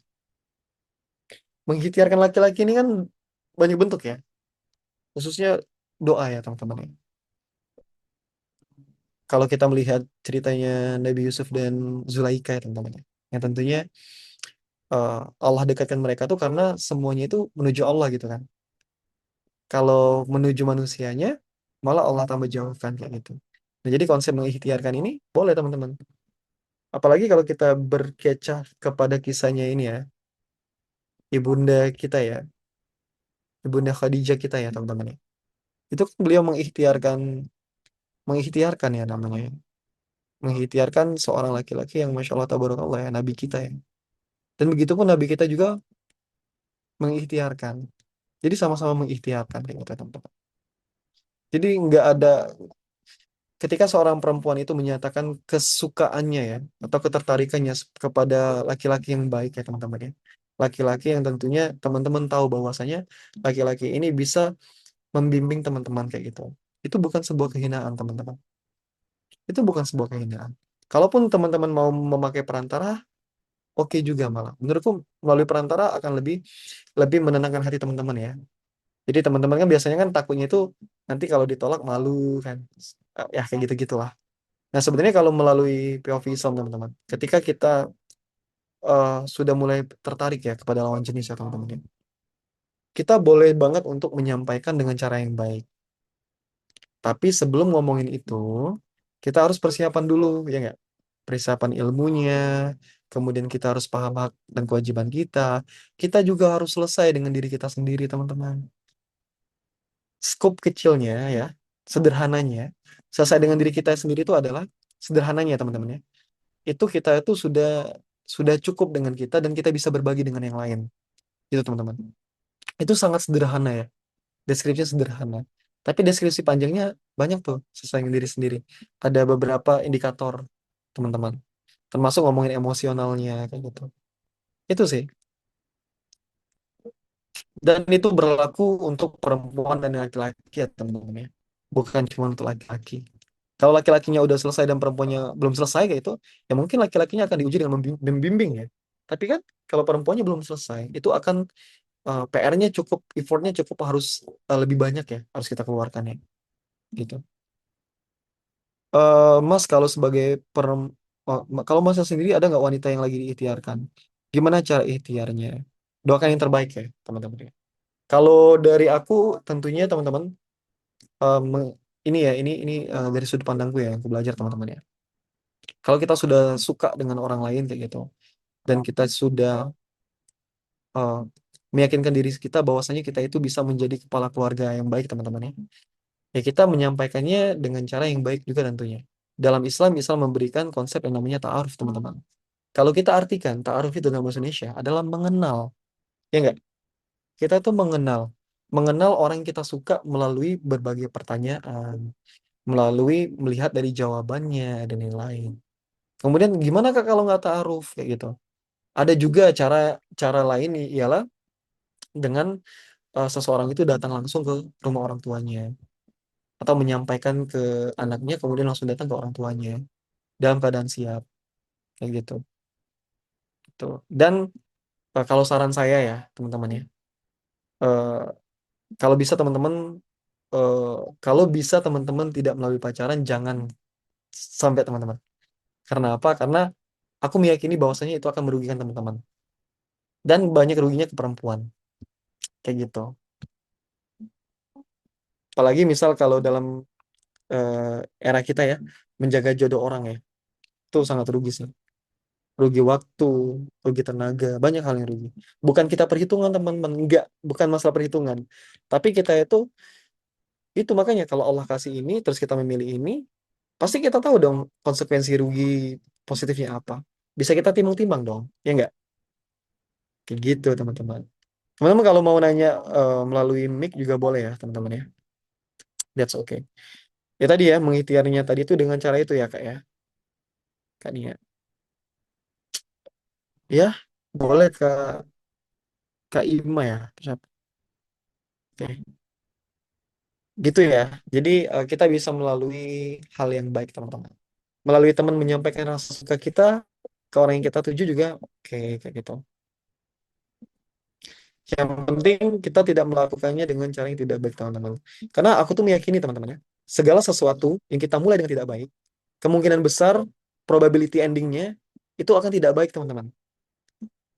Tapi sebaliknya, kalau kita mencoba untuk mengikhtiarkan yang baik kayak gitu, insya Allah probability kebaikannya itu jauh lebih tinggi juga kayak gitu. Meskipun di dalamnya ya kita akan ketemu ujian ya teman-teman ya. Tapi kalau nggak pacaran kan nggak kenal bener Mas. Nah di sini sebenarnya Islam itu memberikan konsep yang sangat luar biasa teman-teman. Kan mengenal orang tuh nggak harus kita pacaran teman-teman. Iya nggak sih? Kan mengenal kan malah jauh lebih pure dan jauh lebih dewasa ketika kita melalui perantara yang cukup yang memang dia berpengalaman dalam bidangnya teman-teman ya. Misalkan teman-teman kan ta'aruf itu kan nggak harus ini teman-teman. Kita belum masuk di bagian apa namanya khidbahnya, kita belum masuk ke bagian nazornya dan yang lain kayak gitu kan. Tapi kita itu baru di tahapan mengenal. Nah, mengenal itu kan teman-teman dalam konsep yang Allah Allah berikan ya. Kita itu memberikan pertanyaan mulai dari ibadahnya seperti apa dan yang lain. Dan nanti akan ada tahap validasi namanya, verifikasi. Apakah betul yang dia bicarakan itu sesuai atau melalui chat GPT atau malah apa ya? Atau malah itu karangan. Nah, ada verifikasi. Kenapa jalur itu Allah berikan supaya teman-teman tuh nggak rugi, ya nggak rugi, nggak rugi uang, nggak rugi waktu banget, nggak rugi apa ya, nggak rugi banyak hal kayak gitu. Jadi teman-teman yang pertama kan kalau dari konsep itu kan, yang nggak pacaran itu kan, nanti kan pertama kan akan ada beberapa pertanyaan. Sebelum pertanyaan akan ada CV namanya, kan ya. Nah, perlu banget untuk kita baca CV-nya. Kalau dari baca CV-nya kita ada ketertarikan, ya nggak? Eh, kita ini boleh kita lanjut ke tahap selanjutnya, ialah dengan mengenal atau nanti ditemukan ya oleh murabi kita atau ustadz kita atau mungkin rekan kita yang punya pengalaman dalam bidang itu, nanti ditemukan dalam satu grup yang isinya bukan cuman kita berdua ya dalam artian laki-laki perempuan itu enggak, tapi akan diperantari oleh orang lain dalam membuka sesi tersebut Kak. Dan diharapkan aturannya itu adalah ya kita jujur ngomong kayak gitu. Kalau kita ditanya misal contoh, gimana ibadahnya gitu. Ya kalau kita jarang sholat, jangan kita ngomong kita rajin sholat teman-teman. Karena itu akan terasa nanti. Ya meskipun kita pasti akan coba memberikan yang jawaban terbaik ya. Tapi setidaknya dalam konsep ta'aruf itu kita harus jujur ngomongnya teman-teman. Termasuk contoh habit buruk kita dan yang lain. Itu sih Kak. Verifikasinya itu contoh kayak gini Kak. Misalnya kan kita tuh udah tuh masuk ke sesi tanya-tanya kan. Nah, kita mungkin nanti akan Allah berikan kayak misalnya, kalau kita kenal dengan temannya atau seperti apa. Nah, bisa juga kita tanyakan untuk verifikasi atau autentikator dua tahap dan segala macam ya kalau dalam HP itu ya. Jadi kita bisa lihat kesehariannya seperti apa. Dan tentunya teman-teman, yang yang memperantarai kita di dalam konsep itu ya. Misalnya udah masuk ke sesi tanya jawab, itu tentunya orang itu paham dengan siapa yang orang lagi diperantarainya ini, teman-teman. Bukan orang asing kayak gitu. Jadi itu juga jadi pertanggungjawaban orang yang memperantarai kita, kayak gitu, teman-teman. Jadi verifikasinya itu bisa dari teman kita, bisa nanti dari tandanya Allah Subhanahu wa taala, dan banyak lagi sebenarnya. Jadi kalau banyak orang yang bilang, "Oh, tarif ini adalah konsep kucing apa? Apa sih ya Allah, astagfirullahaladzim. Beli kucing dalam karung." Padahal sejati enggak kayak gitu. Tergantung bagaimana cara kalian melewati prosesnya gitu, seperti itu. Karena kan dari tahapan CV, pertanyaan ya kayak ya, sampai dengan nanti akan ada sesi pertemuan kayak gitu kan. Kalau sudah klop, klop, klop dan lain-lain, masuk ke sesi orang tua dan lain-lain seperti itu. Dan itu jauh lebih memuliakan rekan-rekan perempuan. Kenapa? Karena teman-teman tuh nggak merugi. Itu konsep untung rugi sebenarnya tuh. Ruginya di mana? Ya, teman-teman mungkin ya eh sesi orang tuanya gimana, Kak? Nanti kita buka sesi ini ya, satu bahasan yang full ya nanti ya. Nanti aku coba eh, jelaskan tahapannya ya, yang aku pahami ya teman-teman ya. Tapi kalau ngomongin sesi orang tua, itu kan nanti kan apa sebenarnya itu pertanyaan itu selain kita yang bertanya, kita juga bisa menitipkan pertanyaan di orang tua sepertinya. Kayak gitu teman-teman. Jadi misalnya orang tua tahu nih kita sedang berproses. Kemudian orang tua ingin tahu juga nih terkait pasangan itu calon pasangan itu seperti apa. Bisa dititipkan pertanyaan melalui konsep itu. Nah, kemudian bagaimana sisi orang tua? Nanti biasanya ada pertemuan juga nih dengan orang tua yang bersangkutan, teman-teman. Ya, untuk mengetahui lebih jauh ya, teman-teman. Kayak gitu. Tapi tentunya semua proses itu dilalui dengan baik. Bukan bukan dalam proses gini kan. Jangan setelah kita ketemu dengan orang tuanya, kita tiba-tiba ngechat ngechat personal gitu kan. Janganlah, jangan. Kita fokus aja. Kalau memang eh, perempuan atau laki-laki itu jodoh kita, insya Allah Allah akan mudahkan kita, teman-teman.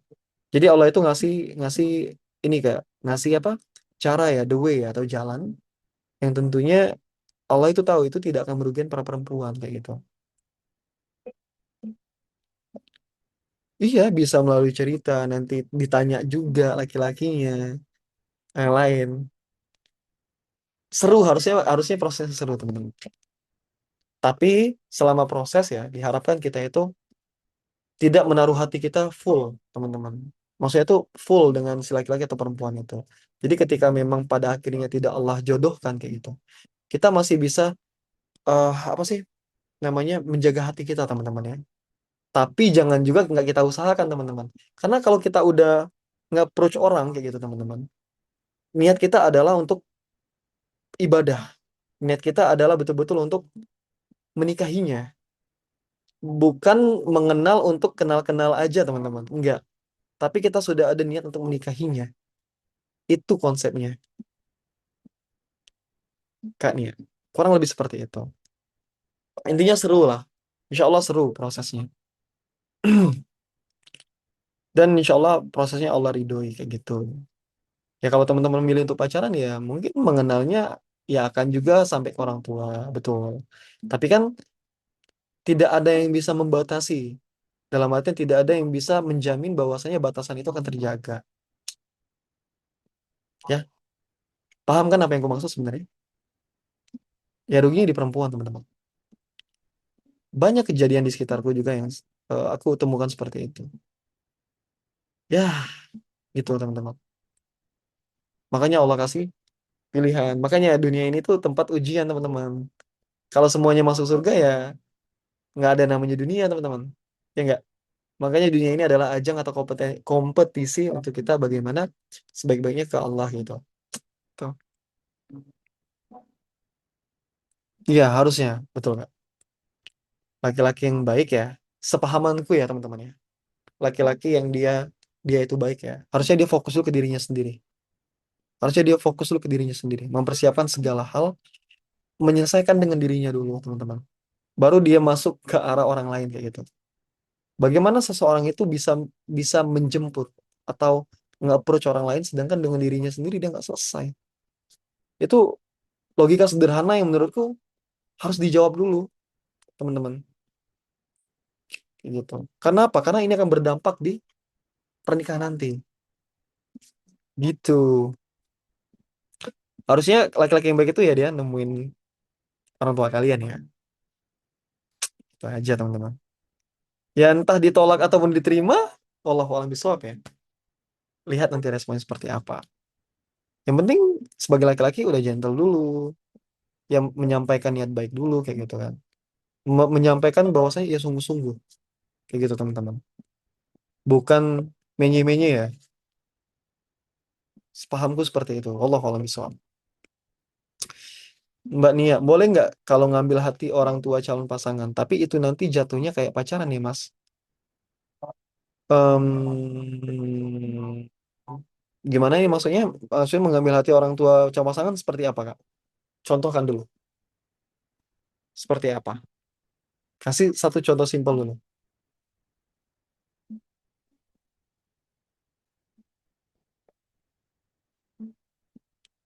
Kalau ngambil hati orang tuanya seperti apa? Ya kalau teman-teman intinya gini ya. Kalau teman-teman konsepnya tuh, tiba-tiba ngajak ngajak si anak perempuan tuh jalan kayak gitu. Atau apa ya? Atau dengan skema kayak, aku mau ngajak orang tuanya tapi aku juga mau ngajak anaknya jalan kayak gitu. Itu iya, esensi proses taruhnya di mana gitu. Misal bawa martabak atau gimana gitu Kak, tapi jadinya kayak ngapel ya Kak. Bentar, ini dalam konsepnya ta'aruf atau apa nih Kak? Iya, kalau mengambil hati orang tua ya dengan membawakan gift dan segala macam ya. Setauku ya, sepemahamanku itu tidak ada masalah. Asal niat kita betul-betul bukan ngajak anaknya jalan itu. Ya konsep taruh ya. Ya memberikan gift dan yang lainnya. Itu kan dalam konsep taruh yang kepahami bahwasanya itu tidak melanggar melanggar skema ya. Tapi itu akan menimbulkan apa namanya? eh, itu akan menambah keyakinan. Bahasanya seperti itu. Ya tapi nggak tiap hari juga Kak. Kayak misalnya contoh kayak eh, apa kita gojekin gitu ya. Ya udah kita sebatas itu dulu Bismillah gitu. Jadi jangan, iya ya, selama kakak nggak ini ya, selama nggak apa, jangan mencederai proses itu dengan ini kak sebenarnya kak. Tapi lebih baik dikurangi hal seperti itu. Karena takutnya itu akan menyebabkan apa ya? Ujung-ujungnya kita akan chat berdua kayak gitu. Jangan sampai. Intinya kalau udah ada grup semuanya dibahas di grup. Semuanya dibahas di grup. Nanti setelah proses khidbah, nanti proses apa menentukan tanggal dan segala macam. Ya kita ngobrolnya ya dengan orang tua dan juga kita gitu kan. Bahasanya kalau sudah masuk di tahapan itu. Jadi taruh tuh nggak tek langsung gitu enggak, teman-teman. Tapi memang ada tahapannya. Jadi pelan-pelan lah kayak gitu bahasanya. Tapi kalau mengambil hati orang tua calon pasangan kan kan perempuan ya, sepahamku ya teman-teman. Aku akan tambah sampai 2210 ya. Mohon maaf teman-teman. Sepahamku adalah perempuan kan butuh untuk diyakinkan ya. Dan terkadang keyakinan perempuan itu juga dipengaruhi oleh orang tuanya. Bener nggak? Keyakinan perempuan juga ada intervensi dari orang tua. Nah, orang tua itu kan semena-mena tidak ya apa semena-mena bukan hanya karena dikasih gift agar yakin enggak, tapi bagaimana dia berkomunikasinya, bagaimana orang tuanya nanti mengenal sifat, sikap, cara laki-laki tersebut. Ya kalau memang ada effort dari laki-laki itu untuk mengambil hati orang tua si perempuan ya, menunjukkan keseriusan dengan memberikan beberapa gift, menurutku itu nggak ada masalah Kak. Selama tetap menghargai proses-proses yang ada. Jangan sampai nanti setelah ngasih gift kita chat nih orang itu. Gimana giftnya ini enggak? Oh jangan Kak. Itu merusak merusak esensi bahasa. Tapi kalau itu ngomongin terima kasih ya di grup, that's totally okay. Karena semuanya tahu. Persis itu.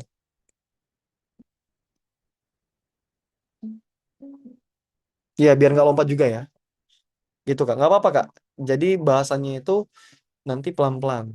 Kita akan memahami proses taruh itu seperti apa. Plus minusnya apa, ya nggak? Kemudian eh malah tapi nggak gini teman-teman. Orang tuh kalau sekali taruh tuh belum tentu jadi. Gitu. Jadi kita tuh masih bisa membatalkan. Kalau kita tidak sreg dengan caranya, sikapnya, jawabannya, apalagi eh mungkin kita mendengar apa kabar-kabar buruk ya dari orang lain dan itu valid, nah kita masih bisa membatalkannya kayak gitu. Mm-mm. Kita 5 menit lagi ya. Jadi itu salah satu yang Islam berikan Kak, tadi ya. Untuk tentunya memuliakan satu sama lain. Khususnya juga memuliakan perempuan. Nah, konsepnya itu di perempuan. Dominannya ke perempuan. Bagaimana laki-laki itu memuliakan perempuan semulia-mulianya dan sebaik-baiknya. Seperti itu. Ya kalau kalau kita ngajak jalan ya apa? Bukan ta'aruf lah itu namanya. Ya, gitu.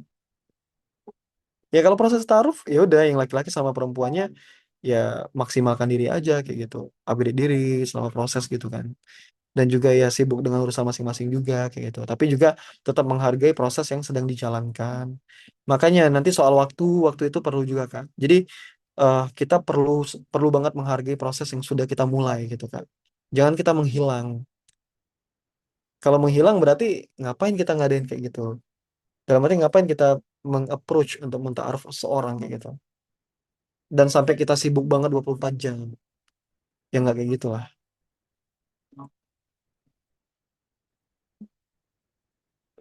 Kalau udah tahap orang tua masih bisa batal Kak. Yang sebelum akad aja masih bisa batal Kak. Apalagi masih bahasa masih dalam tahapan bahasa dengan orang tua, masih bisa batal Kak.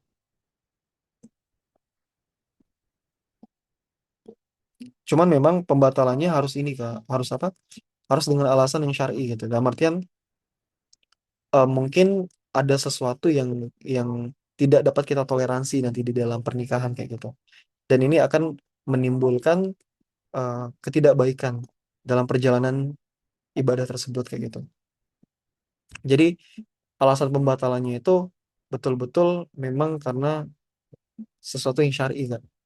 Kalau udah sampai bahasan orang tua kan sampai masuk ke hibah yang lain, bukan lagi soal ini ya kayak tentang apa sih nah sebutannya itu? Karena kan semuanya itu udah kita tanyakan. Semuanya kita udah punya ketertarikan dan yang lain seperti itu. Nah, untuk tahapan itu berarti kita udah akan menuju langkah selanjutnya, ialah pernikahan seperti itu. Jadi pembatalan-pembatalannya itu karena sesuatu yang syar'i, kan? Bukan sesuatu yang karena kayak wah dia dia kayaknya ngomongnya nggak sesuai nih dengan aku tiba-tiba kayak gitu itu alasannya kurang masuk ya kayak perlu alasan syar'i di situ karena kita kan udah melalui proses yang panjang ya kalau memang di awal kalau memang ada hal sepele yang memang itu tidak kita srek dan itu dapat membatalkan harusnya udah di sini atau di sebelah sini jangan posisi di sebelah sini di sini kan bahasanya udah beda intinya kalau sudah masuk sini semuanya di sini harus sudah clear kan kayak gitu sih itu pemahamanku ya kak ya terkait konsep itu. Oke, kita 3 menit lagi ya semua rekan-rekannya. Terima kasih banyak juga ya udah hadir di sini tentunya. Dan makasih banyak juga. Kayaknya ini bahasan kita lompat nih ya. Dari tentang terkait masalah demam diri tiba-tiba ke arah ini. Tapi nggak apa-apa. Nanti aku coba akomodir ya insya Allah ya. Allahu alam ya. Bismillah. Karena aku juga harus ini Kak biasanya. Kalau sebelum masih materi itu aku eh, memahami dulu lagi esensinya. Jangan sampai salah penyampaian kayak gitu. Kadang juga aku mengkonfirmasi kepada asatidz kayak gitu. Apa yang akan kuisi. Supaya nanti tingkat validasinya tuh betul kayak gitu kan. Dan ke tingkat salahnya itu sedikit tuh. Iya, seru-seru. Seru kalau kita udah siap. Nggak seru kalau kita nggak nggak coba untuk menerima dulu ya konsep Islam itu seperti apa. Pelan-pelan sih Kak, pelan-pelan sih. Ya kita semua pasti punya masa lalu ya teman-teman ya. Kita semua pasti punya masa lalu yang kelam dan lain. Tapi bukan berarti masa lalu itu membuat kita hina teman-teman. Konsep-konsep yang Allah berikan ini bukan berarti Allah melihat masa lalu kita, enggak. Apa yang kita apa yang sudah kita perbaiki saat ini. Itu.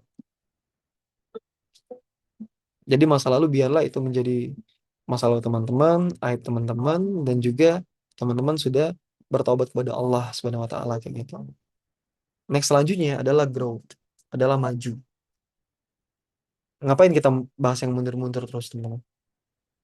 Ya kalau mau mungkin-mungkin semuanya ya itu malah menghilangkan sakinah ya, ketenangan ya. Sakinah mawaddah warahmah itu nggak akan muncul dalam rumah tangga ya. Malah yang adanya berantem, ya banyak hal seperti itu. Selingkuh, apalagi. Ya semoga kita dihindari ya, termasuk itu nasihat untuk diriku sendiri ya, sebagai laki-laki. Melihat masa lalu wanita, Kak. Guys, ini ya, perlu gue tanamkan ya. Laki-laki yang menikahi perempuan, maksudnya dia tuh nggak menanyakan masa lalunya lagi, udah clear di situ, teman-teman. Teman-teman, aib itu jangan dibuka lagi, teman-teman. Stop di kalian kayak gitu. Malah ketika aib itu dibuka dengan niat ingin jujur, dalam artian ingin jujur tapi tidak ditanyakan, itu akan melukai hati pasangan, teman-teman. Itu akan melukai hati pasangan. Cukup kalian ke Allah sudah clear di posisi itu.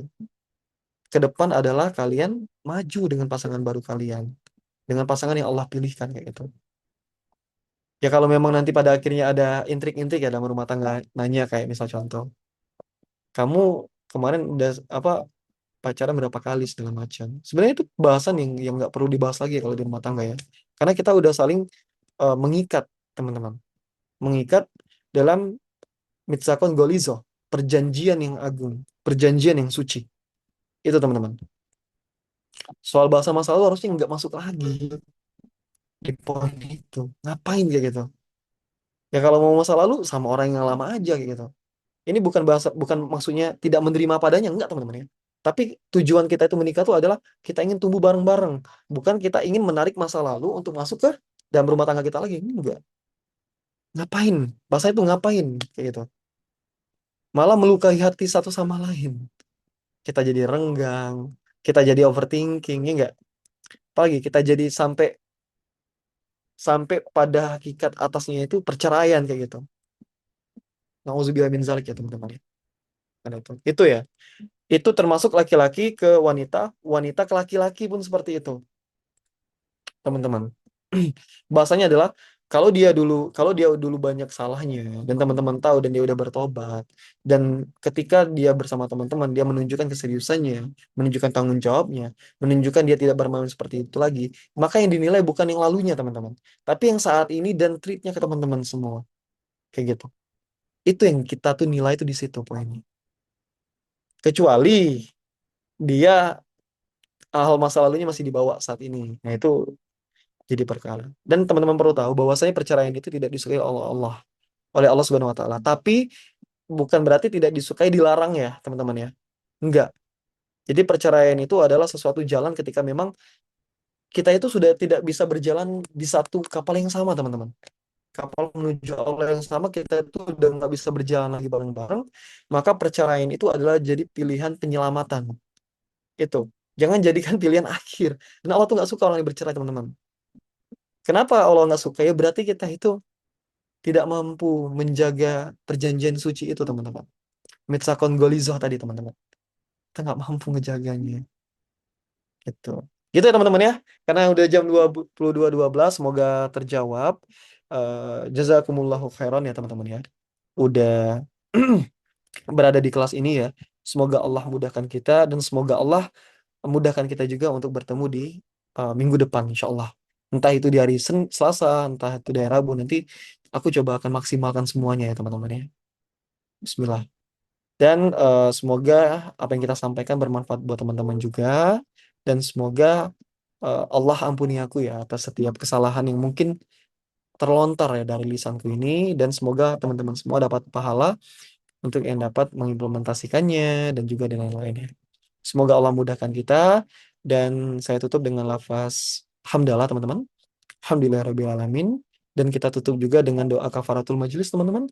Subhanakallahumma wa bihamdika asyhadu alla ilaha illa anta Astaghfiruka wa atubu ilaik. Assalamualaikum warahmatullahi wabarakatuh. Sampai jumpa minggu depan teman-teman ya. Assalamualaikum.